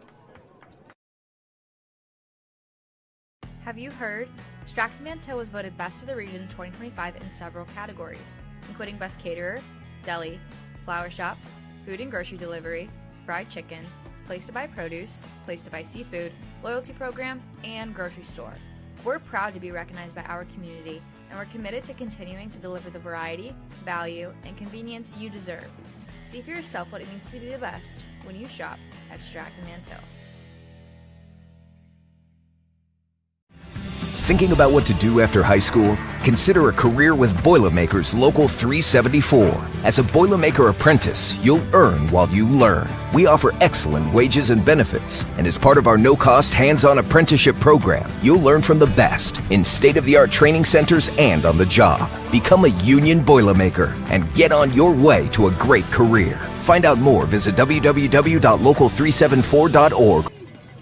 2:38 left, third down and 11. New Prairie chasing 35-14. A high shotgun snap. Reed Robinson flushed out to his right.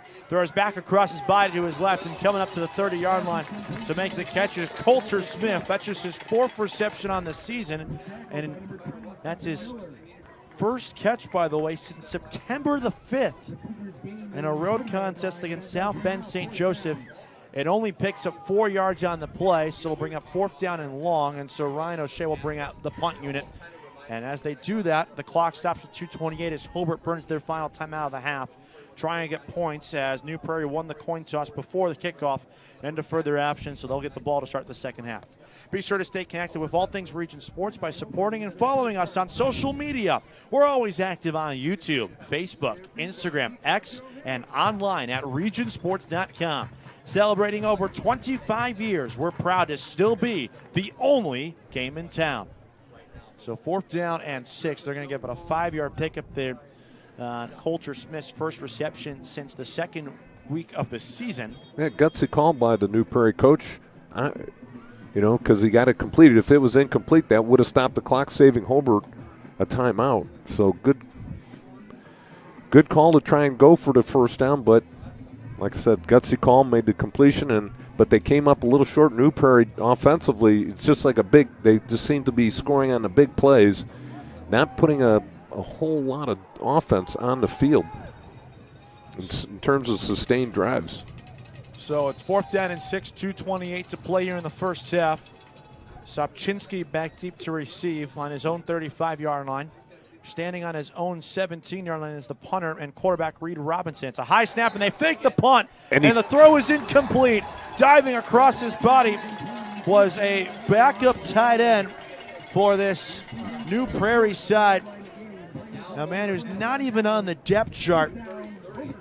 And it'll be a turnover on down, so they go and gamble with the fake punt. It was number 11, Lincoln Gerard, who's a linebacker by trade, out there blocking. He can catch. He was a tight end on the JV team, but he hasn't played on offense all season long, and now they'll start Hobart will on the plus 30. I do like the play call, just not the execution. So Ryan O'Shea gambles knowing his season's on the line. Hobart starts on the plus 30. Tatum with no timeouts and 2:24 left, empty set. The tight end Cash goes in motion from the right side of the formation to the left side.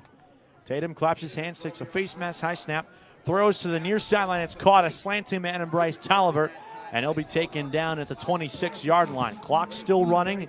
It's a plus pickup of about 4.5 yards on 1st and 10. Yeah, nice job right there by New Prairie, just keeping him in bounds. Tolliver was really trying his best to try and get to the out-of-bounds line. No dice. 4 yards on the play. Ball on the left hash. It's 2nd down and 6 from the 26. Pickett goes in motion. It's a snap that's dropped by Tatum. He's now forced to run. He rolls out to his right, cuts it back inside, turns upfield. He picks up the first down as he's finally taken down inside the 15-yard line. It's a Four Seasons Mechanical first down. Brought to you by our friends at Four Seasons Mechanical in Maryville, your Northwest Indiana heating and air conditioning specialist. Tatum does a nice job making something out of nothing right there. The fumbled snap and picks up about 12 yards on the play. So now from the 14, it's first down and 10. Tatum calls his own number on a design rollout to his left inside the 10. 5, he tight ropes the sideline, and he's in by the front left pylon for another Hobart touchdown. The quarterback has his second rushing touchdown on the game, and he expands the Hobart lead to 41-14 with 1:28 to play in the first half. Oh, and a nice job, Cash, the tight end, came out and made a nice block, and we got a mile-high flag going up in the air. We'll see if it was the umpire looks like. I wonder if this is an unsportsmanlike conduct here, Jay. Yeah, it looks like it was coming out of the end zone. One of the officials threw the flag. He got some good height on it, I'll have to say that. Jay is all about the textbook form for our officials in games like this. Everyone's got to stay sharp, even That's with right.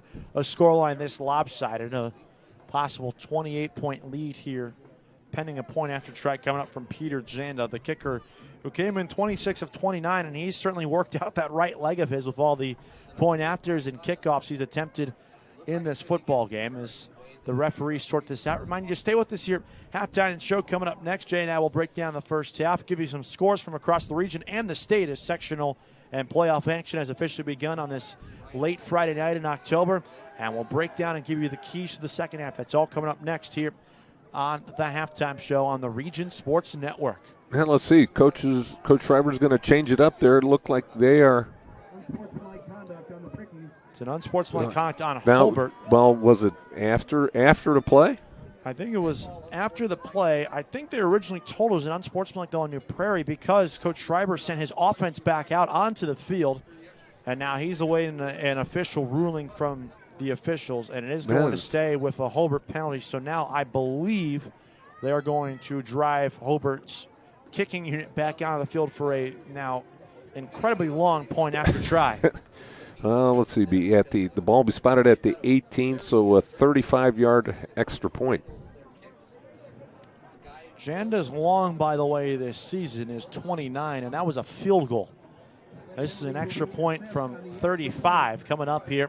Spotted between the seams after the unsportsmanlike conduct penalty was enforced on the point after try. Don't see that too often. No, not very often. Janda's so far 5 for 5 on point after tries, but they've all been chip shots. Takes a deep breath, the right-footed kicker. A low snap, spotted well. The end over end kick sneaking in towards the right upright and sneaks through.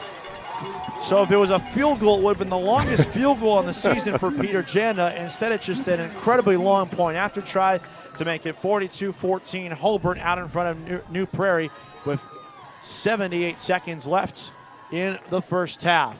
We'll step aside for a brief moment. This is Game Night on the Region Sports Network, the only game in town.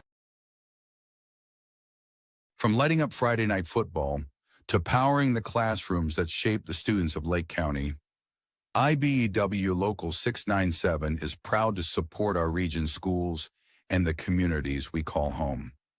A career as a union electrician could be your next great move.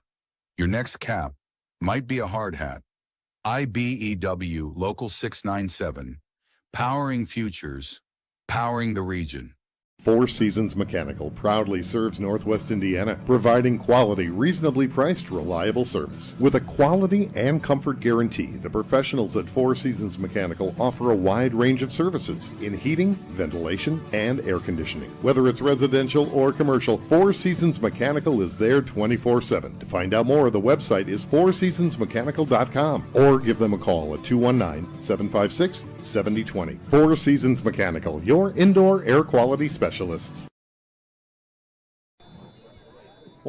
left in the first half. Hobart kicking off up 42-14 following the touchdown run from Pickett. As It's an end-over-ending kick on the Quintel kickoff taken by Kress. He's across the 25-yard line, tie-roping the far sideline, and he's banged out of bounds by two defenders, I believe at his own 29-yard line. So Pickett's got a touchdown, 2 touchdown runs from Alex Tatum. They have a passing touchdown as well to Bryce Tolliver. Sopchinski scores on a jet sweep. They have a 50-yard touchdown pass to Stephen Miller as well, and they show no signs of slowing down with a minute 23 left in the half. And we talked to the coach a little bit yesterday, and he was saying that their defense is the Achilles heel of the team, and they, just like you said, they haven't had the same starting lineup all season long. So that's no continuity right there. The Hobart Brickies coming out here on defense have just playing a phenomenal job so far in this game, only giving up a couple bad plays. So first down and 10 from their own 29, ball on the left hash, 4 receivers set, 2 to each side. Halderman, the featured tailback, as Robinson fakes the give to him, changes direction as he tries to find a hole on the left side. He finds a crease, and he turns it into about a 5.5-yard pickup on first down and 10. Now let's see how sense of urgency New Prairie has here with just a minute and 5 seconds left in the half and 2 timeouts. They are showing no signs of that urgency you were just talking about, as the clock now strikes with 55 seconds and counting. 2 timeouts for New Prairie, none on the board left for Hobart, so the Brickies trying to get a stop before the half. Unless there's a turnover, Hobart's first half efforts will come to an end with just a modest 42 points. I don't see the play clock on. Looks like Robinson had to adjust his shoe, so they may have given him some time up there, but they're sprinting to the line. I don't see – I see the official in the back counting down to 5 seconds. They get it off just in time on second down and 5. Halderman cuts it back upfield after starting off outside right tackle. He cut it behind Lane Solt, his right tackle, and he's got a first down to the 39-yard line. Yeah, it looks like they're going to mark him just short. But it looks like New Prairie had called a timeout, or no, now they sort of, they just don't know where they're marking it, or would the official on the sideline by the chains has not made the signal call for first down. So let's see. They might also put some time back on the clock as well. Here they go. Looks like they're calling a timeout. New Prairie is. And it is the chain gang has as a first down on the far side. The down indicator says first down. And they're just going to run the clock out to end the first half. So that is how this first half comes to an end, very unceremoniously. We start out at a track meet with 21 points in the first 6.5 minutes in the football game. Has now turned into a lopsided effort for Hobart, leading 42-14 at the intermission. Our full halftime show comes up in a few minutes here on the Region Sports Network. Stay with us all night long here from the Brickyard at Don Howell Field. This is Game Night on the Region Sports Network. It's 42 Hobart, 14 to New Prairie. This is Game Night on the Region Sports Network, the only game in town. It's time for the Commissioner's Corner, an exclusive weekly conversation about Indiana high school sports with the Commissioner of the IHSAA, Paul Neidig. Now for an up-to-the-minute report about what's happening in the constantly changing world of high school sports, here's Commissioner Paul Neidig. It is our weekly conversation with the Commissioner. Welcome into the Commissioner's Corner. I'm Brendan King, glad to be joined by Paul Neidig, the Commissioner of the IHSAA. Paul, all things happening all around right now as we get into the IHSAA football state tournament. A ton of other things going on as well. We're going to get to some soccer, some volleyball. But this past weekend, unified flag football, girls flag football up at Grand Park. Can we just start with the experience of you being there and getting to be involved in a brand new event? Well, first of all, Grand Park is a great host, and it was certainly what we would call a festival almost of flag football. We started that day off with girls flag football, and the Colts and their great leadership put on that tournament for the girls while they're still emerging. And then we took a little break in the middle of the action and watched unified flag football. And that's just a phenomenal opportunity for students. And, I think most people know now, but it's an opportunity for students with intellectual disabilities to put their school uniform on. and represent their school for a state championship. And again, great day. And then we closed it out at 6 p.m. with the girls flag or DeKalb. Well, let me go back to regular flag football or unified. DeKalb won that state championship. And then Penn High School won the first Coaches Association girls flag football that evening. Paul, before we get to some volleyball and some soccer, just to touch on the flag football, because, again, it's emerging and it's continuing to grow. Where in your mind can this continue to grow and ultimately go in the popularity of high school sports in this state? Well, I think from what I've seen, it's truly been phenomenal, the growth. I mean, we've gone in just a few short years, and I think we have 97 schools slated to play girls flag football right now. I full well believe that will be over 100. And the great thing about it is there's an opportunity to play. It doesn't take a lot of equipment. Traditionally, we see over 80% of the girls that are playing girls flag football that don't play a current sport, or they play a winter or spring sport. So it's not taken away from other sports along the way. And again, we see it growing, and I think they're well on their way to become a full recognized sport within the 2-year time frame. That's awesome. The commissioner of the IHSA, Paul Neidig, with us on the Commissioner's Corner. I'm Brendan King. Paul, exciting stuff in the volleyball state tournament, and also the fact that you always talk about your partners, whether it's at Grand Park this past weekend with the Colts helping out with flag football, Lucas Oil Stadium, all the great venues you get to play in. Of course, Cambridge Fieldhouse, famous for basketball, but volleyball is also going to join that club. Yeah, volleyball is, we're this weekend we're going to be playing in our regional round of the tournament. And in 2 short weeks after that, we're going to have the first girls volleyball tournament, IHSAA girls volleyball tournament at Cambridge Fieldhouse. And they came to us and wanted to see if we could partner on bringing this to Indianapolis. And we had a great run in Muncie, Indiana at Worthing Arena, home of Ball State University. But, this is an opportunity for us to play in what we would call our home. We celebrate boys and girls basketball, wrestling state championships at Cambridge, and now we're going to do volleyball, and I think it's going to be a phenomenal event in 2 weeks. Pairing all these events together, Paul, what can you say about your staff? Because, we were talking, you've got volleyball on the docket, you got soccer state finals coming soon, you just wrapped up flag football, you're starting a very busy time of year with the football state tournament leading into basketball. So just the process of getting all this done, what can you say about your staff at the IHSAA? Well, phenomenal people that are passionate about the work that they get to do on a daily basis. And, we spent 2.5 hours in a meeting this morning mapping out state championships, things that we have coming up, things we need to make sure that we're keenly focused on as we move. But, we're also right now planning for the winter. Our girls basketball program kicked off their practice this past week. And so staff is, while they're still running state championships, they're working for the next season already. And again, I work with great people. Paul Neidig, the commissioner of the IHSAA, with us on the Commissioner's Corner. I'm Brendan King. Paul, always a pleasure. We'll talk to you next week. Hey, very good, Brendan, and thanks for hosting the show today, and we'll look forward to next week's conversation. Thanks for listening to the Commissioner's Corner with IHSAA Commissioner Paul Neidig, and thank you for your continued support of the high schools in your community.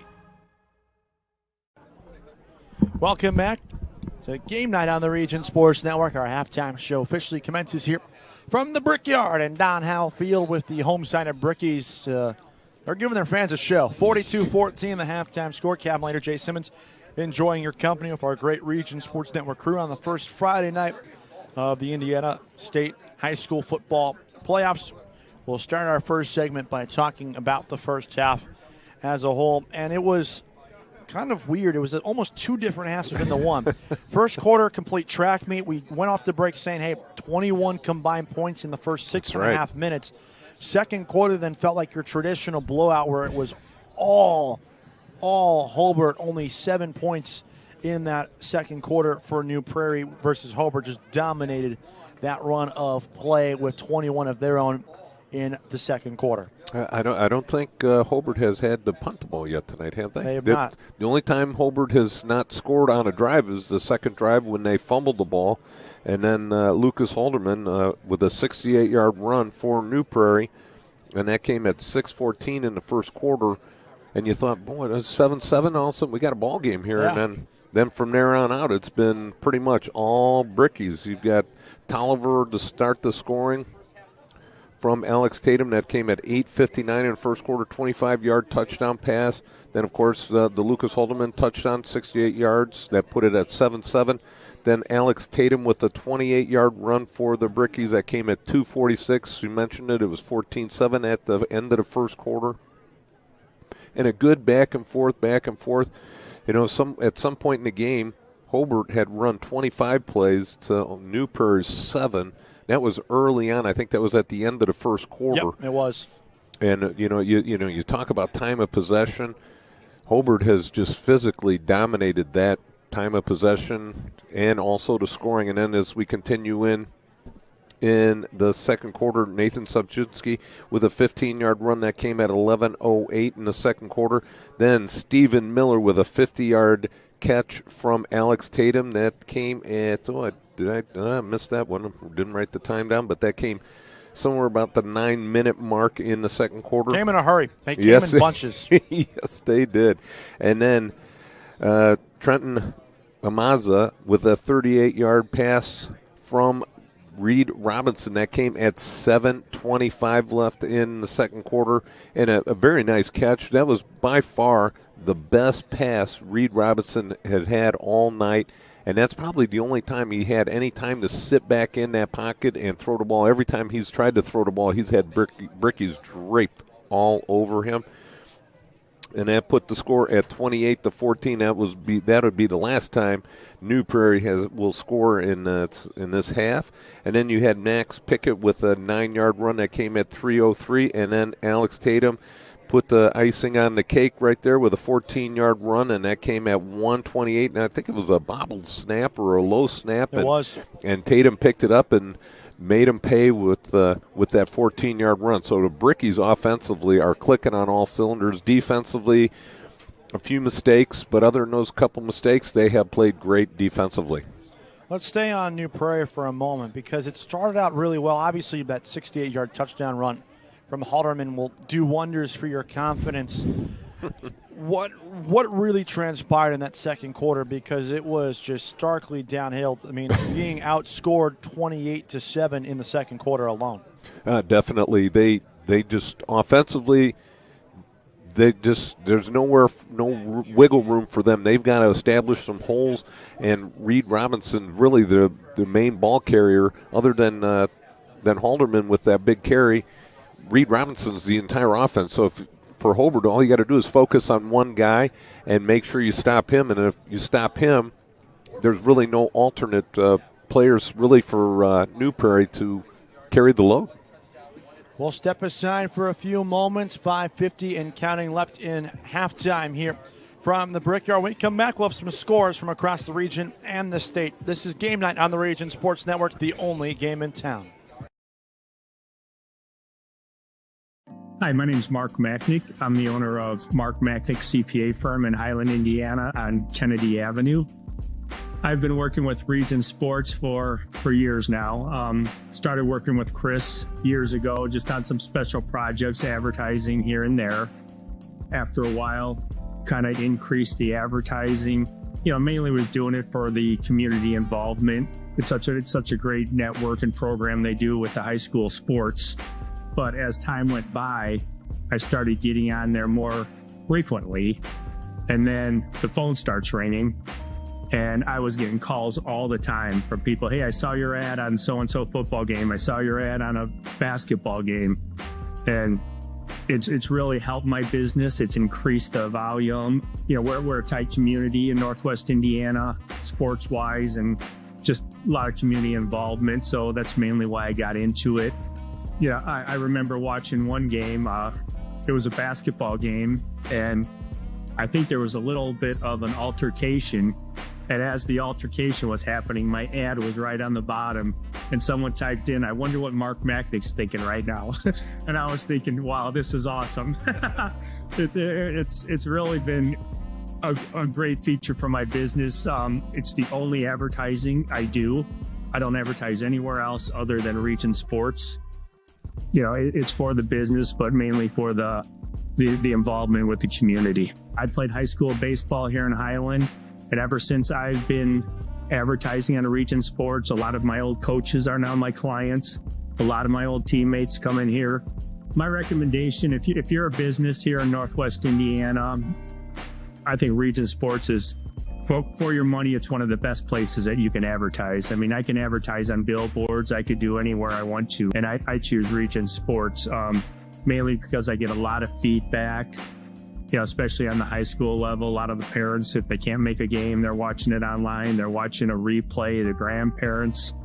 So it's done wonders for my business, and it's my go-to for advertising. It's the only spot I would advertise. So if you're a business owner in the area, really look into advertising on Region Sports. It's going to be well worth your money, and you'll make tenfold on what you're spending. Region Sports Network, they're the only game in town, but they're more than just a game.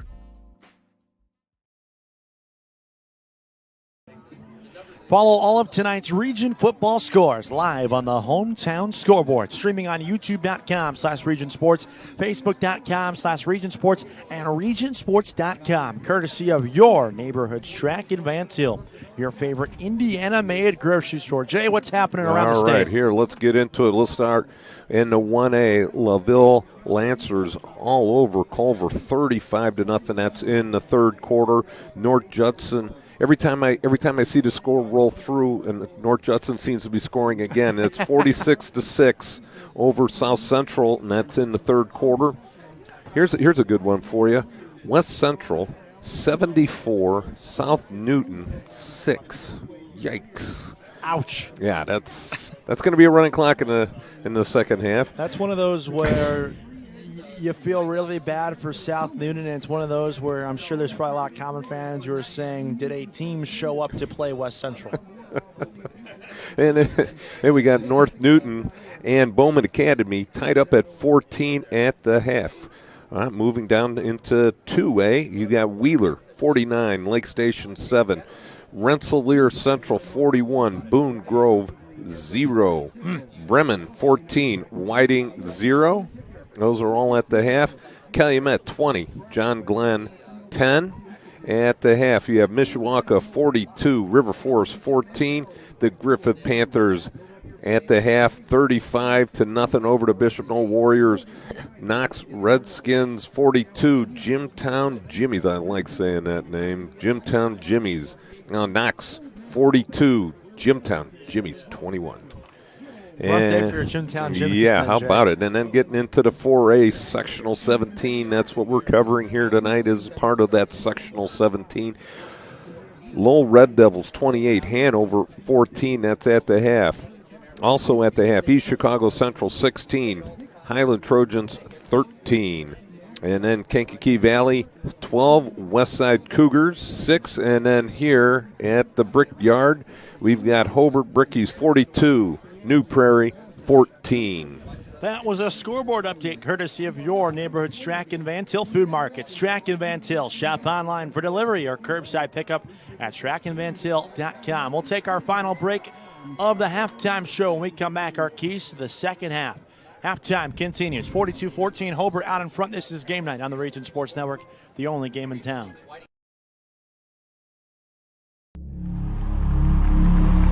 Some see a wrestling match. We see a 6-minute lesson in grit.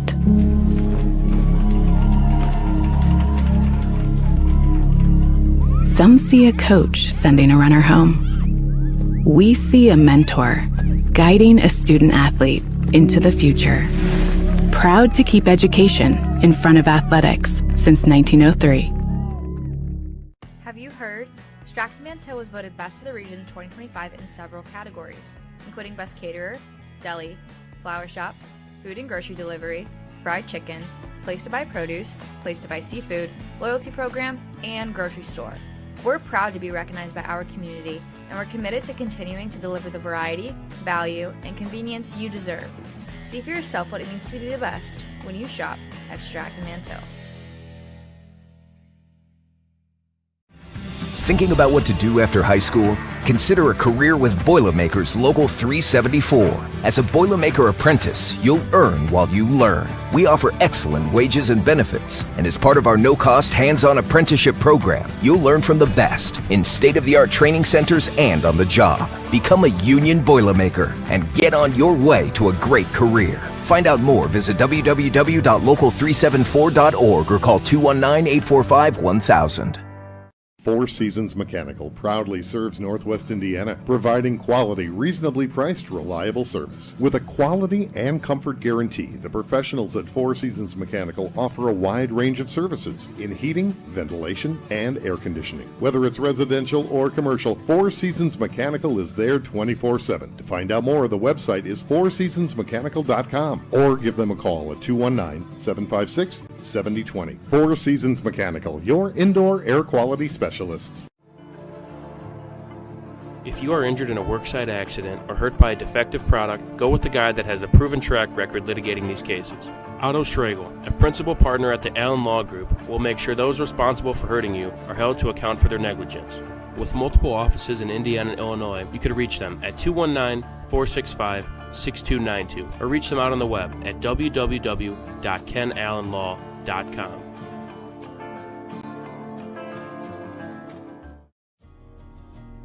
At American Testing Services, based in Hobart, Indiana, we specialize in NDT drone inspections and heat treatment services for local mills, fab shops, and facilities across the country. From Northwest Indiana to nationwide, we deliver precision, safety, and reliability. American Testing Services, America's trusted name in NDT. Family owned and operated since 1969, Holiday Rent-A-Car offers a wide variety of newer model cars, vans, and SUVs. Free local customer pickup and drop-offs are available. Debit cards are accepted. Restrictions apply. All rental cars are for sale. Financing is available. Located at 3709 West 37th Avenue in Hobart, Holiday Rent-A-Car is open Monday through Saturday, closed on Sundays. Call 219-942-8561 or visit them on the web at holidayrentacar.biz. At the conclusion of tonight's game, we'll name the Boilermakers Local 374 Blue Collar Player of the Game. Brought to you by Boilermakers Local 374. Earn while you learn with Boilermakers Local 374. Halftime winding down here. 42-14 the score. Second half kickoff about to happen here at the Brickyard in Don Howell Field. Hobart 42, New Prairie 14. Cabin leader Jay Simmons, Zach Selly, Martin Mario Jr. enjoying your company on this Friday night here in Hobart, Indiana, and we'll start with New Prairie. Down by 28 points. How do you find a way to get back in this game and create a miracle? You got to first things first. You got to get some first downs, get some good first downs, get the ball moving, and then you're gonna have to start chucking that ball all over the place. Get some quick scores on the board. And if talking about that blue collar player of the game, we might have to name players. That offensive line of the Brickies has just been dominant out there. Laying the pain. Yes, they have. Both offensively. And 4 rushing touchdowns for Hobart so far tonight. And offensively and defensively, they played the front of both sides of the ball for the Brickies has just played outstanding. So a fresh 12 minutes has been put on the game clock. We're set to go for the Quintel kickoff. This kickoff and all kickoffs are presented by Quintel Incorporated. Quintel Incorporated, handling jobs of all sizes throughout the country since 1994. Hobart moves from right to left in this third quarter across your radio dial. Old gold helmets, gold jerseys, purple numbers, purple pants. New Prairie from left to right, old gold helmets, white jerseys, white pants, navy blue numbers. Janda approaches, end over end, kick in the air, and Crest will field it from his own 16-yard line. Cutting it straight upfield, going north-south, and he's finally taken down as he sidesteps a man at the 28-yard line. So that's where the New Prairie Cougar offense will begin this second half, where there were flashes of excellence early on in the football game, and they're trying to find that stand again. And that defense of Hobart is just so swarming, and there's not a whole lot of misdirection when it comes to the New Prairie offense. They're pretty straightforward. Here we come. And Hobart has answered the bell. That defensive line of Hobart Brickies has been outstanding. So it's first down and 10 from the 29-yard line. Ball between the seams, and Reed Robinson, the quarterback, in the shotgun. Sidecar left is Lucas Halderman on a 4-receiver set, 2 to each side. Inside give, Lucas Halderman powers forward for a 6-yard pickup on first down and 10 to the 35-yard line on their own side of the field and brings up second down and short. You got to get a lot of those going for New Prairie to get back in this game. Tackle made in the interior by Josh Diaz. Called his name a whole bunch tonight, the linebacker. Yes, we have. Playing in one of his final games for the Hobart Brickies. It seems they'll get at least one more. He's a senior. Second down and 4 from the 35-yard line. Same exact formation, 4 receivers, 2 to each side. High snap taken by Robinson, running right up the middle, bounces out to his left, and he's going to be taken down 2 yards shy of the line of game. He got about half the distance needed on second down, and it brings up third down and even shorter. Yeah, Von Jones right there on the tackle coming up from his linebacker position. Stops him just short of the first down. New Prairie needs to have a little more sense of urgency out there. I know it's just the start of the third quarter, but they've got a lot of scoring to catch up. They've got to move a little bit faster offensively. But first things first, you got to get the first down. Third down and 2 from their own 37, ball on the left hash. Assume at this point it's 4 down territory given the margin of deficit. 4 out wide, 2 to each side. Halderman, the tailback. It's a design run for Reed Robinson, who runs it right up the gut. And he's going to be spotted down at the 40-yard line, which is 1 more yard than he needed to get. And it's a first down for New Prairie. And it's a first down brought to you by Four Seasons Mechanical in Maryville, your Northwest Indiana heating and air conditioning specialists. Yeah, they're going to be turning on the heat tonight. It's going to be a cold one out here tonight. We have the heat on here in the press box. Yes, we do. Nice and cozy up here on this now 40-degree night, but the feels like is now down into the upper 30s. From the 40-yard line, here's first down and 10. 4th consecutive play out of the same look. Robinson will go to the slant route. It's caught inside the near side numbers and angling left and taken down after about a 4-yard pickup is Trenton Mamaza, who had a touchdown reception in the first half. Yeah, Mamaza did a nice job working his way back to the quarterback. That ball was a little bit late in arriving there, and as soon as he caught it, the defensive backs were right on top of him, holding him just to only a 4-yard gain. No yards after the catch. Second down and 6. Ball inside that right hash. Robinson hurries up the offense out of the huddle.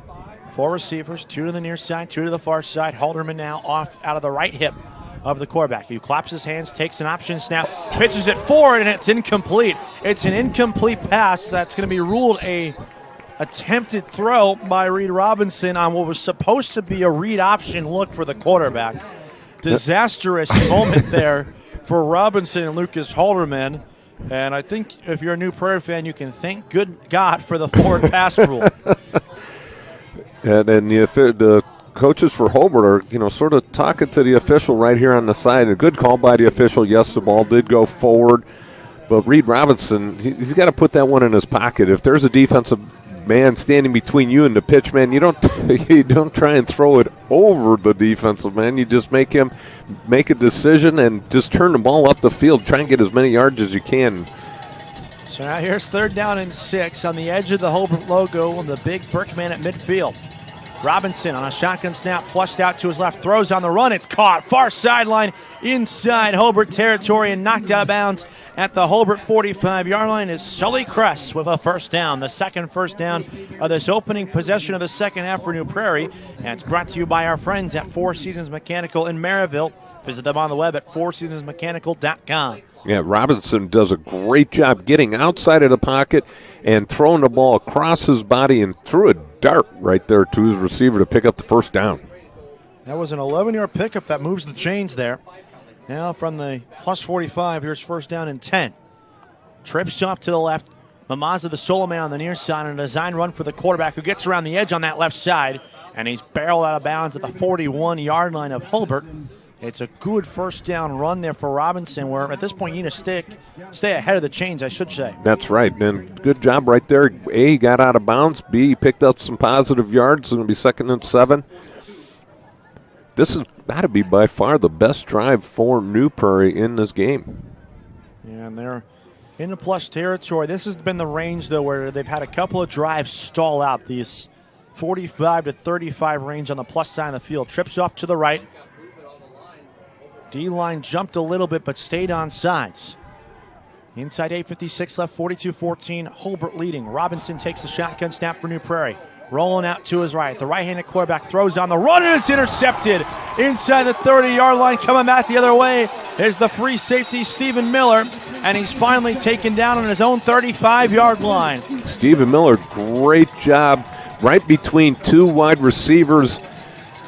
Robinson tried to float that one. I couldn't tell if he was trying to float that one over Miller or trying to hit the receiver in front of Miller, but it comes up as an interception, and Miller picks up a few yards. Looked like there was a little scrum for the ball, but they call it Hobart ball.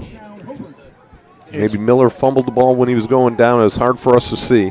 It's Miller's second interception on the season, and once again, the woes from the plus 35 to the plus 45 continue tonight for New Prairie. Yeah, you almost like you jinx him. You like the announcers jinx on a free throw shooter. You said it, and boom, the next play it happened. Well, Turnover. I feel like the jinx, though, would be saying they've been good from the 45 to the 35. I was saying the opposite, and it Yes, happened. you were. I feel like I called it like Tony Romo.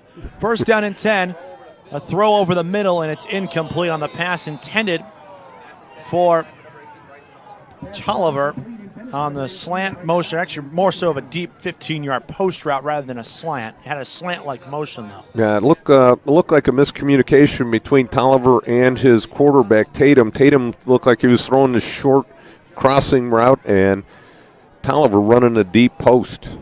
So it's now second down and 10 from the Hobart 34-yard line. Ball on the left hash. Pistol formation here for Alex Tatum with two receivers split out wide beyond the right hash. It's a handoff here running right up the middle. Goes Pickett. He cuts outside the numbers, and he picks up first down yardage to the Hobart 45. And it's a first down brought to you by our friends at Four Seasons Mechanical in Maryville, your Northwest Indiana heating and air conditioning specialists. Yeah, Pickett out there gets to the outside and just lowers the boom on a defensive back coming up and just runs right over him for an additional 5 yards. Picks up the first down with 8:20 and counting down left in the third quarter. Still 42-14 in favor of the Hobart Brickies, moving right to left in this third quarter. 14 points in the first quarter, 28 in the second quarter for the Brickies. They're on their own 45 and on the right hash mark. First down and 10. Two receivers split out wide to the left side.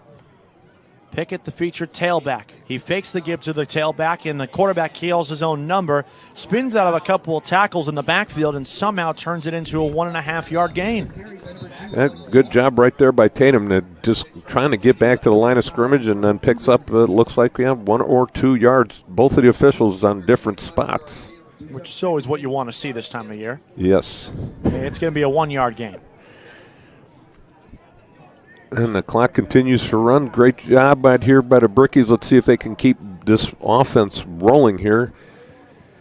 You know, at this point in the game, you really like to try and work on a bunch of different things that, you don't have time to practice or time to work on during practice. And, some passing, a little bit of running, mix it up here a little bit. Second down and 9, 5-step drop for Tatum. Pumps once, lofts it down the seam looking for Tolliver, and he makes the over-the-shoulder catch. And it falls out of his hands at the last moment. He had it. Then when his body hit the ground, the ball appears to have popped out, according to the back judge, all the way down at the New Prairie 15. That would have been the best catch of the day by far had he completed the process, which he did not. So now it's 3rd and 9. And it looked like one of the defensive backs for New Prairie was able to get his hand in there and cause him to juggle that ball as he was going down. And you were spot on. That would have been the best catch of the night, and there's been a lot of them. So now 3rd down and 9 from their own 45, 7:05 to play in the third quarter, still 42-14. Tatum gives it off. Pickett, big hole on that left side, has a first down inside the 45, legs churning inside the 40, and he's finally taken down at the New Prairie 38-yard line with another Four Seasons Mechanical first down. Brought to you by our friends at Four Seasons Mechanical in Maryville. Visit them on the web at fourseasonsmechanical.com. Yeah, Aiden Cash, again, making a great block about 9 yards downfield to spring his running back, Max Pickett, there for the big gain and the first down. A 16-yard run there for Pickett. From the 39-yard line, it's a fresh set of downs here for the Hobart Brickies. Offense on the move again.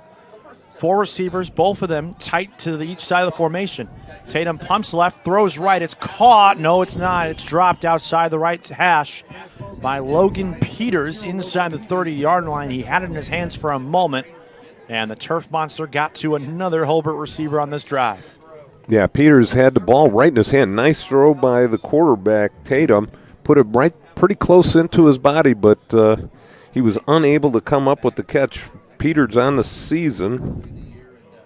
3 catches, 16 yards. And 2 of those 3 receptions came in that tough Week 6 defeat at home to Lowell. 2nd down and 10 from 39, ball on the left hash. High snap collected by Tatum, gives it off to Pickett, and he is taken down at the line of scrimmage. He was collected at the ankles by Lincoln Gerard, and Gerard simply was not letting go of the running back's feet. He held on for dear life and had a buddy come over and clean him up at the end of the play. Nice job right there. Nice stop by the New Prairie Cougars. So now here comes 3rd down and 9, a chance to force an interesting decision here from Eric Schreiber Jr. Hobart up 42-14, 5:55 to play here in the 3rd quarter. Ball on the left hash, 3rd down and 10 once again from the plus 39. It's a bobbled snap. Pickett tried to give it back to Tatum. He couldn't. Pickett calls his own number instead, trying to find a hole on that right side. He can't. He's taken down at the line of scrimmage. I don't know what just happened there. It looked like the Keystone Cops off the hot potato. I don't want it either. You take it. I don't want it. You take it. It's a no gain on the play, and now it's 4th down and 10. And I would guess because no one at this level of football has the leg for a 55-yard field goal or so, that this is going to be a 4th down territory for Eric Schreiber Jr.'s team. We've seen it all tonight now. Yes, we have. Keystone Cops back there trying to pass the hot potato around. From the 39, ball but split between the hash marks. It's 4th down and 10. Tatum takes the numbers high snap, looking to throw. Lost it down the left side. Numbers looking for Sobczynski, and it's in and out of his hands and incomplete. Inside the 5-yard line, it was bobbled. Nice coverage from Sully Kress. Kress looked like he got a hand on it, and then it just went through his hands and hit the receiver right in the face mask. He was unable to come up with the catch. So, hey, nice stop there. Turnover on downs from the New Prairie defense. Make sure to stay with us at the end of tonight's football game. We'll name the Proud to Be Union Play of the Game, presented by Ironworkers Local 395. Ironworkers Local 395. To find out how you can become a Union Ironworker, visit ironworkers395.com. Our play of the game might be the Keystone Cops reference from Jay at this rate. Who knows? 1st down and 10 now for New Prairie from their own 39-yard line. They take over down 42-14 with 4:50 left in the 3rd quarter. It's an inside give right up the middle. A good run for Noah Oberle. He powers all his way, just about 2 yards shy of the line to gain. That's 8 yards on 1st and 10 for the backup tailback for New Prairie. Well, they're going to give him 9. It's going to be 2nd down and 1. Great late effort then from Oberle. Yes. So Oberle, who is a senior running back, can also be flushed out wide as a receiver, averaging 5 yards a carry. Picks up 4 more than his season average and makes it 2nd down and 1. He's the featured tailback again with a 4-receiver set. High snap, Robinson gives it off to Oberle, and this time the Hobart defense gobbles him up, and it's a loss of 1 on the play. Tried to go right into the belly of the defense, and it was to no avail. Yeah, going into the belly of the beast right there. When you're attacking that off defensive line of the Brickies, who's been pretty darn good all night long. Talk about blue collar. The offensive line for Hobart's a candidate for it. I think this entire front 7 at this point for Hobart's got a good shot at it as well. Yes. So now here comes 3rd down and 2 following the play. So the net for Oberle in this one is 8 total yards. Trips off to the right. Robinson takes the snap, gives it off to Oberle, and I don't think he got it. He ran it right up the middle, and he did not. He's taken down at the line of scrimmage for no gain. Yeah, it looked like Cash right there. Aiden Cash came up and stuffed him. Almost looks like he lost about a half a yard. It's going to be 4th down and 2 for the New Prairie Cougars. So now 4 down territory, once again sponsored by our friends at Four Seasons Mechanical in Maryville. They need to get to the 49-yard line. So pretty much if you're New Prairie, for just safety reasons, get to midfield is the goal here. Yes, they've got to get this first down, keep this drive rolling. 4 receivers, twins to each side. Noah Oberly, the featured tailback, diagonal from the quarterback, Robinson in the gun. Robinson takes a face mask high snap, runs it himself right up the middle. It's He's taken going to down be close. at Let's the see where line they to spot gain, it. And I think based off where the far side official came in, who was closer to the play, as the play was snapped from the left hash, believe they're going to spot it first down yardage, and they are. The white cap comes in and signals it. It's a first down brought to you by Four Seasons Mechanical in Maryville, your Northwest Indiana heating and air conditioning specialist. Reed Robinson got all of 2 yards there.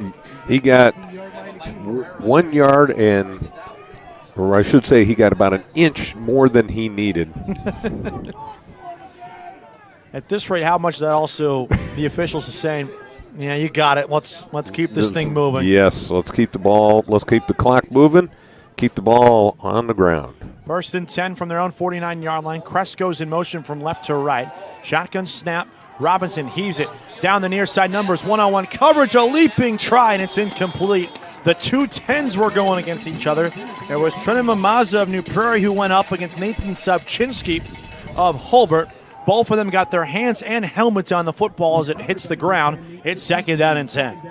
Yeah, Subchinski did a nice job closing on that play. The ball sort of a little late by Robinson. If he'd have thrown it just a second or two sooner, he might have been able to have his receiver catch it in the open. But like I said, Subchinski had his eyes on the ball the whole way and did a great job adjusting to it and swatting it down. And also could be some of the inexperience throwing the football, despite Robinson being a senior. Right. One of the veteran leaders of this team. This program loves this young man. His teammates love him as well. One of the few seniors that New Prairie has. Second down and 10. Same formation. Robinson lofts it over the middle. It's incomplete. Crest was draped with 3 different defenders on that 5-yard slant route, and it's now third down and 10 as the ball hits the turf, and there's a Hobart Bricky down in some pain, and the medical staff will come out and treat him, and the clock stops with 2:05 to go. Score still remains 42-14, Hobart over New Prairie. This is Game Night on the Region Sports Network, the only game in town. Have you heard? Stratford-Manteau was voted Best of the Region 2025 in several categories, including Best Caterer, Deli, Flower Shop, Food and Grocery Delivery, Fried Chicken, Place to Buy Produce, Place to Buy Seafood, Loyalty Program, and Grocery Store. We're proud to be recognized by our community, and we're committed to continuing to deliver the variety, value, and convenience you deserve. See for yourself what it means to be the best when you shop at Stratford-Manteau. Thinking about what to do after high school? Consider a career with Boilermakers Local 374. As a Boilermaker apprentice, you'll earn while you learn. We offer excellent wages and benefits, and as part of our no-cost hands-on apprenticeship program, you'll learn from the best in state-of-the-art training centers and on the job. Become a union Boilermaker and get on your Welcome back. Stephen Miller was the injured party. It's now third down and 10 with 2:01 to play. Robinson on the quarterback keeper rolling out to his right, and he'll call himself out of bounds. Looks like around the 45-yard line. So he picks up 6 on third and 10, and now make it fourth down and 4. Coming up here on that quarterback little end around there that he calls for himself. Yeah, nice job bouncing it to the outside, taking what the defense gave him. And it looks like Miller coming back out onto the field after having to sit out one play. It looked like he took a friendly fire shot to the shoulder from one of the other defensive players trying to break up that pass a couple plays ago. There are 3 guys in the air. It was almost a triangle surrounding Sully Crest. And now from the left hash and on the Hobart 45, it's fourth down and 4 with 1:55 left in the third quarter. 4 receivers, trips up to the right. Halderman returns as the featured tailback. Shotgun snap, free rusher. Robinson has to check it down, and it's incomplete. Looked over the middle as he's pile drove into the ground by a defender on Hobart. 41, Jones. Ron Jones again got to him, and it's another turnover on downs, and Hobart takes over from their own 45. Great closing speed by Jones. Just missed getting the sack by a split second, but was able to disrupt the pass play and cause the turnover on downs for New Prairie. Bricky's in the driver's seat here. So like I said, I'm not an announcer's jinx because now once again that 45 to 35 range on the plus side of the field. You got it.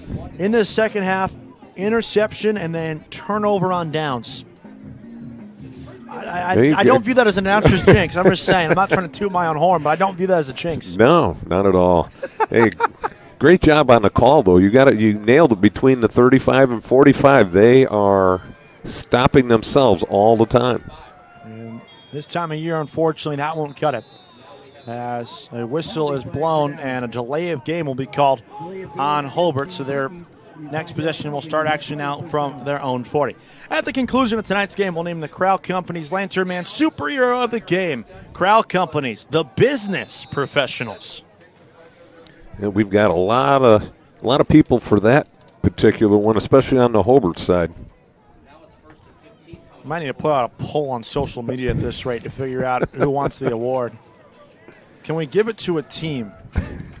The entire offense. It's an end around here, and it's Aiden Cash running right up the middle, and he's taken down a yard shy of the line to gain. So on first down and 15 from their own 40, Cash takes the ball all the way up to the New Prairie 46 and makes it 2nd and 1. Nice job, Cash, getting into the open field, lowering the shoulder as he was about to get tackled, and causing some more pain than he was receiving. It was that running back, tight end around again that they've been running. 2nd down and 1, ball on the left hash from the plus 46. It's an inside give to Pickett, and he is hit in the backfield and taken down for a loss. Nice job there. Landon Halderman on the tackle. He's the brother of the tailback, Lucas Halderman, and he'll get credited for a TFL. And it looks like they're going to mark him just at the line of scrimmage. We need NFL rules. NFL rules, that's a TFL. Okay, there we go. I'm saying we need NFL rules. Yes, okay. Just to give the young man a TFL. Yeah, give it to him. 3rd down and 1. Wildcat here, and they go with the quarterback in the Wildcat on a direct snap. He was positioned in the running back, and Tatum angling left out of bounds inside the 40 with first down yardage. The quarterback was the running back, and the running back was the quarterback, and they went with that halfback direct snap to the quarterback. Hopefully you could decipher all that. It was a 7-yard pickup there. And he got the first down. For Hobart. Pick again inside the 35, cuts his way inside, and he's got first down yardage to the 27-yard line, back-to-back first down runs. Yeah, nice job by Pickett right there. Gets the ball going over to the left side, stops mid-hole, and then cuts it back to his right and picks up a nice chunk of yards there. From the 27, they go back with Pickett again, and a good run here. And that will likely end the quarter at this rate as the clock is inside 15 seconds. Yeah. So no points scored in this third quarter. First time we've had a 12-minute period without points tonight. But the Brickies are in the fringe of the red zone. They're on the 22-yard line. We have played 3 quarters here from the Brickyard. It's Hobart 42, New Prairie 14. This is Game Night on the Region Sports Network, the only game in town.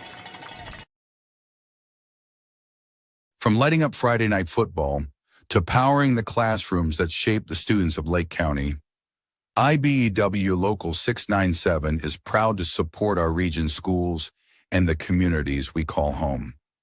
A career as a union electrician could be your next great move. Your next cap might be a hard hat. IBEW Local 697, powering futures, powering the region.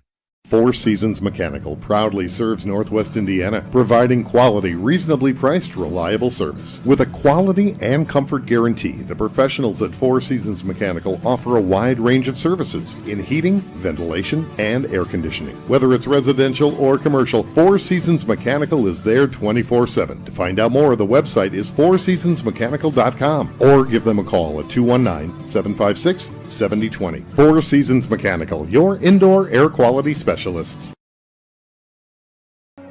Start of the fourth quarter, 42-14 in favor of Hobart over New Prairie. Teams will flip sides, so now Hobart moves from left to right across your radio dial.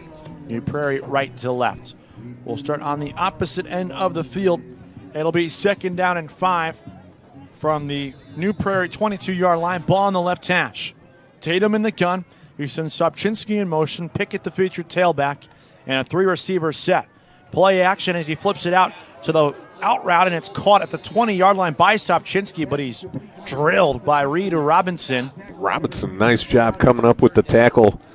What great pursuit, great anticipation right there to just hold the receiver to what he gained on the catch. It's a 2-yard pickup, so now it brings up 3rd down and 3 from the 20. From the right hash, they're now in the red zone again, just for the 3rd time tonight, despite the score. They've had a lot of touchdowns come from outside the red zone. A lot of big plays in this game. 5 wide, and now they will motion a couple of tight ends to tighten the formation. Empty formation for Alex Tatum. Pickett goes in motion. They fake it to him. Tatum calls his own number, runs it right up the middle, cuts it outside left, and he's tripped up. Nice tackle, potentially touchdown-saving tackle made there by Aiden Buchanan, the inside linebacker, but it's still not enough, as it does give Tatum and Hobart first down yardage to the 14-yard line. Yeah, Buchanan right there, like you said, if he doesn't make that tackle, he's bouncing it to the outside and waltzing in for a score. It's a first down brought to you by Four Seasons Mechanical in Maryville, your Northwest Indiana heating and air conditioning specialist. Ball between the seams, power formation here, 2 fullbacks and a tailback. Under center is Tatum. He gives it off to Pickett, waits for a hole, bounces it outside to the right, and he's dragged down by Trenton Mamaza at around the 9-yard line. So a good first down run there from Max Pickett. Yeah, Pickett, again, designed running play to the left, bounces it into the hole, then kicks it all the way across the formation, turns it up the field, picks up about 5-6 yards on the play. Boy, this Hobart offensive line is just doing a dominant job up front. 5 yards on 1st and 10 brings up 2nd and 5. They go power formation with 2 fullbacks and the tailback again. And both tight ends are the fullbacks. They go on a handoff to one of the fullbacks, and it's Diaz who is laying out a block out in front of the right tackle. And it's going to be a minimal pickup, about 2 yards on 2nd down. And now here comes 3rd down and 3 with 9:45 to play in the 4th quarter. Yeah, Bricky's taking their time at the line of scrimmage and getting in and out of the huddle. Nice pace for them right here when you're up 42-14. Just make sure you're good with the play calls. I'm sure if they don't get it on 3rd down, they'll go for it on 4th. 42-14. Keep in mind, running clock if they find the end zone and a point after try. Power formation on 3rd down and 3 from the 7. Ball between the seams. Tatum under center. Does that hard count a couple of times, trying to get New Prairie to jump. No bite there. He'll turn towards his sideline and then put his 2 hands together to signal for a timeout. Clock stops with 9:08 to play in the 4th quarter. It's Hobart 42, New Prairie 14. This is Game Night on the Region Sports Network, the only game in town. Old Man Winter is just around the corner, and that means temperatures will soon begin to drop. And a region winter is not the time to be left out in the cold. The professionals at Economy Electric Heating and Cooling can tune up that old furnace or install a new unit that can last for years. Your family deserves to stay comfortable this winter, and with 24/7 emergency service, comfort is just a phone call away. Economy Electric Heating and Cooling, 219-923-4441. Or for more info, the website is forajobdoneright.com. Earn while you learn from the best hands in the business. The Bricklayers Allied Craft Workers for Indiana, Kentucky Apprenticeship. That's right, this is a paid apprenticeship. I'm getting an education while learning a trade and getting paid for it. The thing that surprised me the most about this apprenticeship program is the respect I've received after the proper time and training. Classes start soon, so apply now. There are training centers throughout Indiana and Kentucky. We are the Bricklayers and Allied Craft Workers for Indiana, Kentucky Apprenticeship. The best hands in the business. So here we go. Now the first time out of the 2nd half. It's a direct snap to Max Pickett, the tailback, who runs right up the middle, inside the 5. Pickett drags a defender with him and is in the end zone for his 2nd touchdown of the game. A flag comes in at the very end when there's a giant scrum across the goal line. I believe it'll be a post-play penalty, though, regardless of who it's on. But Pickett picks up his 2nd rushing touchdown of the night, and the score is now 48-14. Hobart pending the point after. Yeah, nice job, Pickett, just following a line of blockers in front of him. Had that unbalanced formation and a couple backs in front of him, just fouled those guys in, walks in for the touchdown. It's our first points of this second half, and we will wait to see the officials call. I believe, based off of how they signaled, this is going to be on New Prairie. They just signaled touchdown, personal foul on New Prairie. And I believe based off of, they're going to take this on the point after try and try to sneak it in to make it 50-14. A statement here could be made from Hobart. I already penciled in 49. Come on. Well, I mean, you're going to be wrong either way at this point, too. I left that one up. I left the 4 in there. There you go. So they're going to go with that under center formation, 2 fullbacks and Pickett, the featured tailback. From the 1, they give it off. It's the number 66. It's the right tackle, Josh Diaz, who plunges his way in for a 2-point try and makes it 50-14. How about the senior getting some action and getting some love in the postseason? Yeah, a little throwback there, refrigerator repair. William Perry style. That's what I was trying to spit out there. Yep. The refrigerator punches it in for a score. There is an injured Bricky down in the end zone, so while they tend to him, we'll step aside. 9:03 to play in the fourth quarter. Hobart leads 50-14. This is Game Night on the Region Sports Network, the only game in town. Earn while you learn from the best hands in the business. The Bricklayers Allied Craft Workers for Indiana, Kentucky Apprenticeship. That's right, this is a paid apprenticeship. I'm getting an education while learning a trade and getting paid for it. The thing that surprised me the most about this apprenticeship program is the respect I have received after the proper time and training. Classes start soon, so apply now. There are training centers throughout Indiana and Kentucky. We are the Bricklayers and Allied Craft Workers for Indiana, Kentucky Apprenticeship. The best hands in the business. Flip the switch, a light turns on. Press the button, machines and instruments come to life. Touch the screen, communicate with the world. Simple tasks, guaranteed results, every second of every day. That's the power of power. And that's the power brought to you by the NECA contractors and electrical workers of Local 531.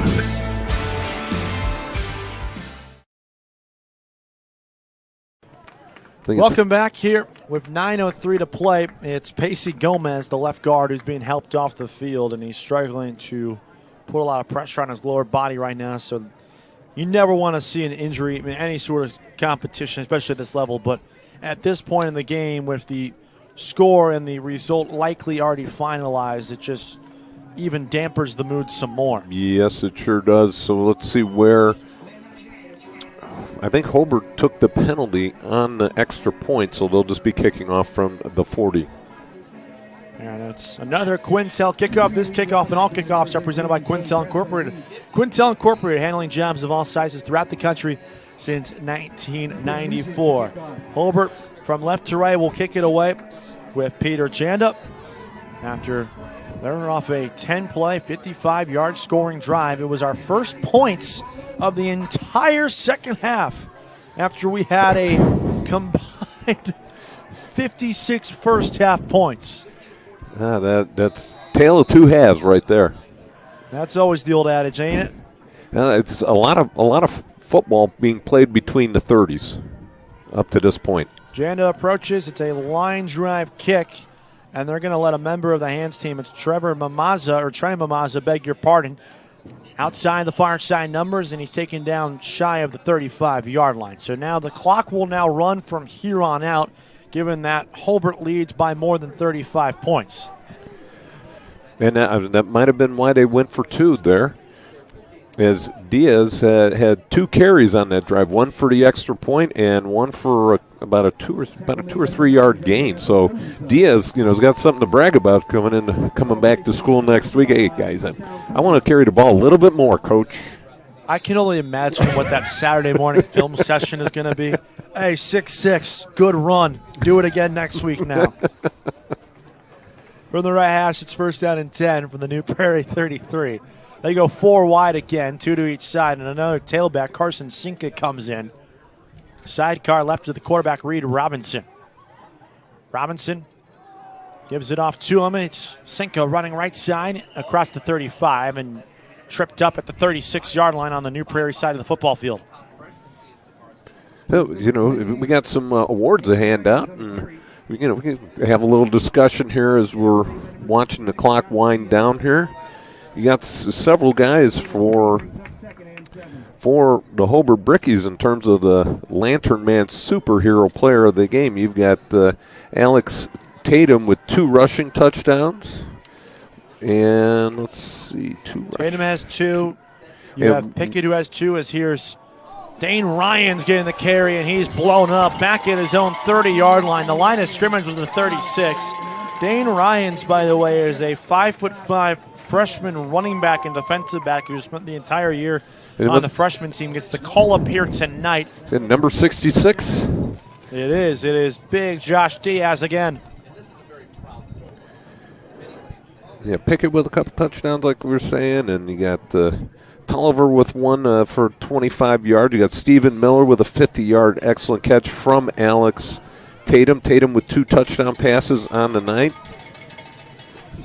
By the way, it's now 3rd down and 11 from the minus 32. Ball between the seams. Robinson, 5-step drop. Pressure comes. Lofts it down the far sideline. One-on-one coverage. It's caught inside the 30. Tight-roping the sideline at the 25 and finally taken down at the 21-yard line is Trenton Mamaza. Mamaza with a great catch right there. Like you said, being able to keep his feet in bounds and making the catch at the same time. And Robinson, it's the second long throw of the night that's been on the money. All the way down to the 21-yard line. He had that huge 4th and 10 conversion to Mamaza in the second quarter for 38 yards with about 7.5 minutes left to play in the half. Gave them some life. It's now 1st down and 10. Robinson on a read option look is blown up in the backfield for about a 4-yard loss. Nice tackle in the open field by, guess who? We've called his name all night long, Aiden Cash, the end with the stop. It's a loss of about 3. Yeah, he's had a great game both offensively and defensively, whether he was carrying the ball offensively, making some great downfield blocks, and then making a nice tackle for loss right there. It's going to be 2nd down and 12. So they are going to say, actually, that Robinson's forward progress stopped at the 23 rather than the 24, where his body actually met the grass or the artificial surface here on Don Howell Field. 5:15 running clock here, 50-14 Hobart the score. 2nd down and long. Robinson on a direct rollout to his left, lofts it towards the front left pylon, and it's through the hands of both the corner, Bryce Tolliver, and his intended target of Noah Oberle right at the front left pylon. He tried to sneak it through. It's an incomplete pass, and it's another 3rd down and long. Yeah, Tolliver had great coverage right there. He was well positioned between the quarterback and the receiver, was in the middle of those two and did a great job just knocking that ball away. So from the Hobart 23 with 4 minutes and 40 seconds left in a running clock, here's 3rd down and 12. Ball leaning left center more so than centered up between the hash marks. Yeah, Robinson's been pretty good getting that ball down the field if he's thrown the streak patterns. It's been the short field that's been his issue. Yeah. 5-step drop, flushed out to his right, throw shy of the line again, and it's incomplete on the intended target of Braden Kaminsky. That's only his 2nd target on the night. He's 0 for 2 now, looking for his junior wideout, and now it's 4th down and 12. Yeah, tough situation right here for the New Prairie Cougars. Let's see what they come up with. Usually you don't have a good 4th down and 12 play. I was about to say, has there ever been such a good 4th down and 12 or 15-yard play? No, there is not. Got to go deep into the playbook on that one. Is that what, page 6, 7 of the play sheet? Yes, it is. Oh, boy. So, 3:38, clock still running. So, any hopes of the miracle likely out of here. And for New Prairie, might be your final chance to find some pay to or at least keep your offense alive. 4th down and 12. Robinson on a 6-man pressure. It's hidden in the backfield and loses the football. It's recovered by Logan Peters on the far side numbers, and Peters brings it all the way back across the 35-yard line. And that, my friends, is all she wrote. Yeah, Robinson looks a little shaken up. I don't know if it's more he got shaken up or just a little disappointed right there. Robinson is a senior. Long, rough night for him. Robinson, like I said, a senior at this rate with 2:50 left to play and his team down 50-14. His high school football career is coming to an end. He's one of the emotional leaders on this team. They talked about how much he really fuels the fire. Ryan O'Shea, the one phrase he repeated over and over again in our pregame conversations with him, Jay, was this kid is special and we love him. And so I'm sure tonight, in a night in which they had so many players depart on both sides, I mean, the defense, we talked about how they haven't had continuity on that side of the ball. They had 10 seniors and 10 starters on defense leave after last season. Offense, they've had 7 or 8 seniors graduate and leave the program after last year's team. And unfortunately, they could just never find consistency here in 2025. Backups are in now for Hobart, and it's Charlie Luchkowski, or Johnny Espinoza rather, who faked the give to Johnny Luchkowski. And it's a good run there. It's a first down run inside New Prairie territory. Yeah, good job right there. Again, offensive line doing a nice job. Probably a bunch of new guys in there for the Brickies at this point in time. It's Johnny Espinoza, who is a freshman playing in just his 5th game, but the first 4 have been as a running back, and he is a victim of the turf monster. It's a 2-yard loss. I like that one.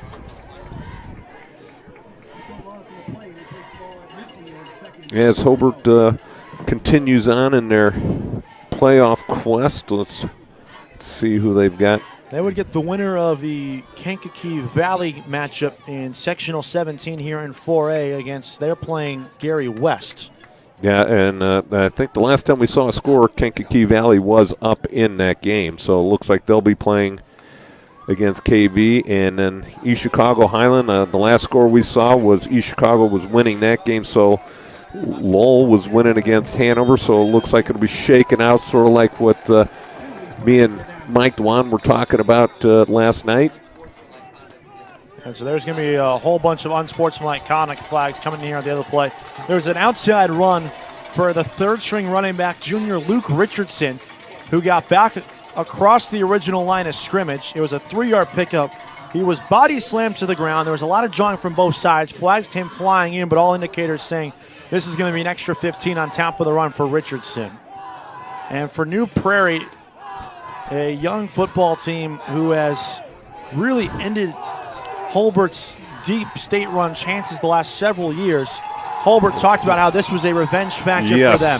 Clock winds inside of 15 seconds, and that will do it. Hobart, a dominating win in this opening round game of the state playoffs, and they avenge their previous losses to New Prairie. 50-14 is the final as the clock has officially struck 000, and the Brickies advance here in the sectionals. This has got to be a good feeling for the Brickies right here to shake that one off of them and come back with a big victory tonight and continue their chances in the playoffs. As we will see who they play next week back at the studio. And make sure to stay with us after tonight's game. We'll have a post-game show on site here with Jay and I, but make sure afterwards to stay with Region Sports after the game as we send it back to the Centier Bank Studio. RSN will recap all of tonight's action from around the region, all from the Centier Bank Studio. They'll break down all of the Friday night games, and we'll give you some teasers and some early previews and breakdowns of next week's Friday night football action, 5A, 6A. Their state playoff journeys begin, and obviously make sure early next week, RSN Football Weekly on Thursday nights as well to preview and get your Friday night football palette set for the entire weekend. We'll take our final break of the night. When we come back, Jay and I will have the post-game show for you here. This is Game Night on the Region Sports Network. Hobart 50, New Prairie 14 on the Region Sports Network, the only game in town. With electrical services from Economy Electric Heating and Cooling, you can radiate the perfect amount of light and energy into your home. From rewiring and code upgrades to ceiling fans, lighting, security, and more, Economy Electric Heating and Cooling's trained electricians will make sure you can enjoy your home on full power all the time. For a free estimate on electrical work, call Economy Electric Heating and Cooling at 219-923-4441, and you can visit them on the web at 4ajobdoneright.com. That's the number 4ajobdoneright.com. Earn while you learn from the best hand in the business. The Bricklayers Allied Craftworkers for Indiana Kentucky Apprenticeship. That's right, this is a paid apprenticeship. I'm getting an education while learning a trade and getting paid for it. The thing that surprised me the most about this apprenticeship program is the respect I have received after the proper time and training. Classes start soon, so apply now. There are training centers throughout Indiana and Kentucky. We are the Bricklayers and Allied Craftworkers for Indiana Kentucky Apprenticeship. The best hands in the business. Calling all current and future homeowners in the Northwest Indiana area. Whether you're buying or selling, Brent Wright is here to make your real estate journey smooth and successful. With years of experience, personalized service, and a deep knowledge of the market, Brent will help you find the perfect place or get the best deal for your property. Call today at 219-406-7195 and take the first step towards your real estate goals. Contact Brent Wright the right way to buy and sell real estate.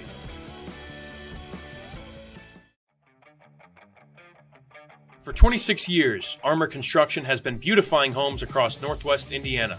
From expert roofing and durable siding to eye-catching custom copper work, Armor Construction does it all with the highest quality and integrity. Serving Lake, Porter, and LaPorte counties, trust the best exterior construction company in Northwest Indiana to protect your investment.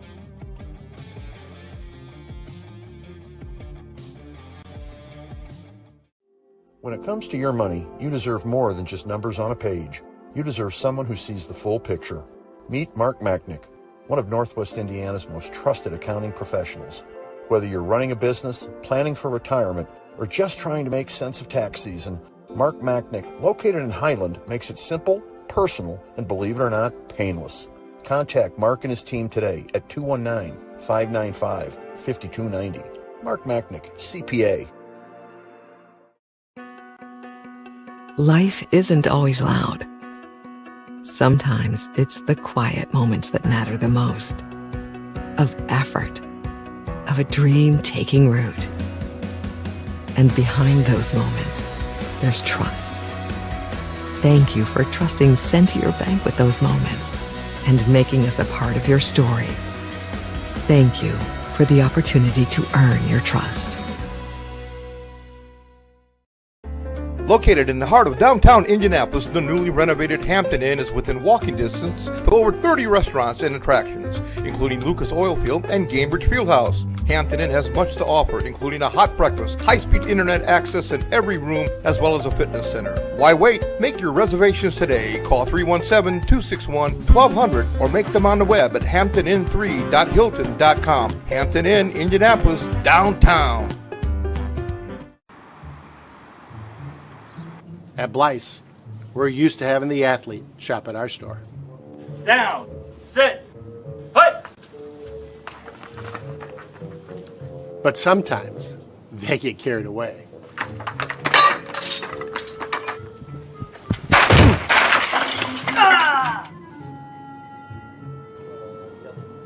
Blyce, this is where the athlete shops. Well, the Hobart Bricky fans who fought the cold and stayed the full quarters were treated to an excellent performance. Yes, they from were. their Brickies. 50-14 is your final score. Welcome to the Region Sports Network postgame show. Kevin Malater, Jay Simmons, thanks for staying with us all night long here from the Brickyard and Don Howell Field. Time to now name the Crowd Companies Lantern Man superhero of the game. Crowd Companies, the business professionals. And our player and our superhero of the game tonight was Alex Tatum, the quarterback for the Hobart Brickies. What a day he had, Jay. Yeah, he did. He had two rushing touchdowns, 28 yards and 14 yards respectively. Two passing TDs, one of 50 yards and one of 25. So you got to roughly figure he accounted for well over 200 yards with his legs and his arm tonight. He was sensational. That's now up to 15 passing touchdowns on the year, 11 rushing touchdowns for him. And what a day it was for this ground attack. We're going to count them out loud. That's 1, 2, 3, 4, 5 rushing touchdowns for this Hobart offense today. And it's time to now name the blue-collar player of the game, brought to you by Boilermakers Local 374. Boilermakers Local 374. Earn while you learn with Boilermakers Local 374. If that teaser wasn't enough, the blue-collar player of the game tonight was the Hobart Prairie offensive line. Had a great teaser right there.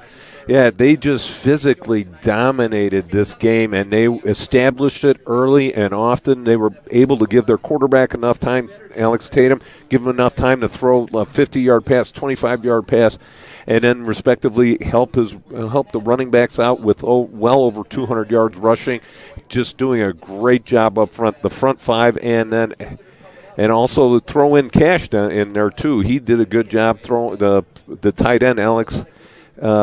Let's see, Alex, I'm sorry, wrong side. Cash right there, also 19, Alex Cash. Did a nice job. Let's look at see if I can see this print. That's Thompson, Gomez, Gabur, and Perez and Diaz. And Diaz on the night had a couple rushes. He's gonna be the happiest guy when it comes time for film breakdown in the fourth quarter. But those five guys that throw in Cash in there, they did a great job causing some holes and just establishing themselves and being physically dominant throughout this entire game. What a job those five young men did. Truly fun to watch them go to work down in the trenches. Time to now name the Proud to be Union play of the game, presented by Ironworkers Local 395. Ironworkers Local 395. To find out how you can become a Union Ironworker, visit ironworkers395.com. And tonight's Ironworkers 395 play of the game was the 50-yard touchdown bomb from Alex Tatum to his junior wideout, Stephen Miller.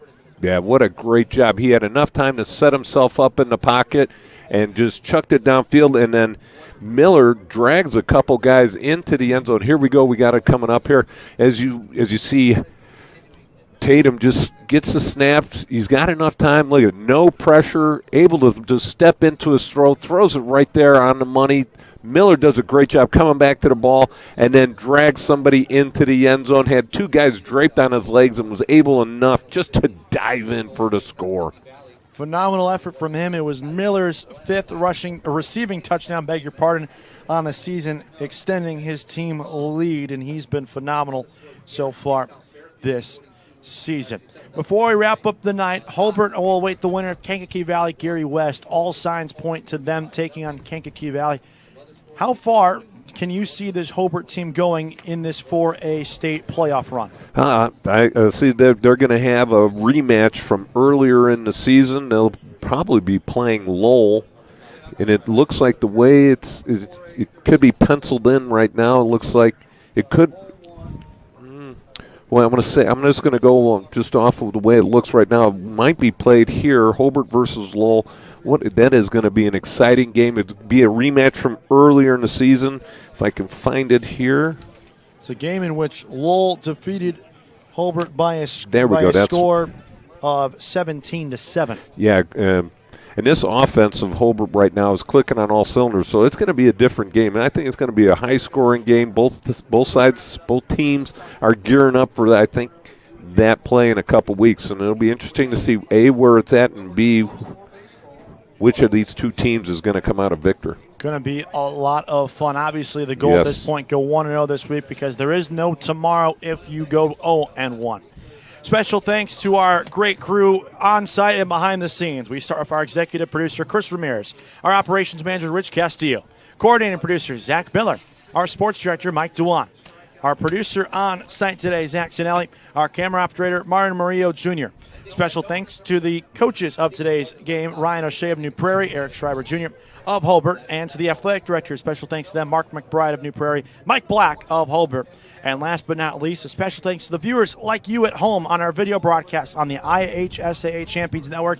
And if you listen live on our audio feed all night long, special thanks to you. That's Facebook/Region Sports Nation, YouTube/Region Sports, and regionsports.com. For my partner, Jay Simmons, this is Cab Later saying so long from the Brickyard in Don Howell Field. Hobart wins it 50-14 over New Prairie, and their season continues next Friday night. You've been watching Game Night on the Region Sports Network, the only game in town.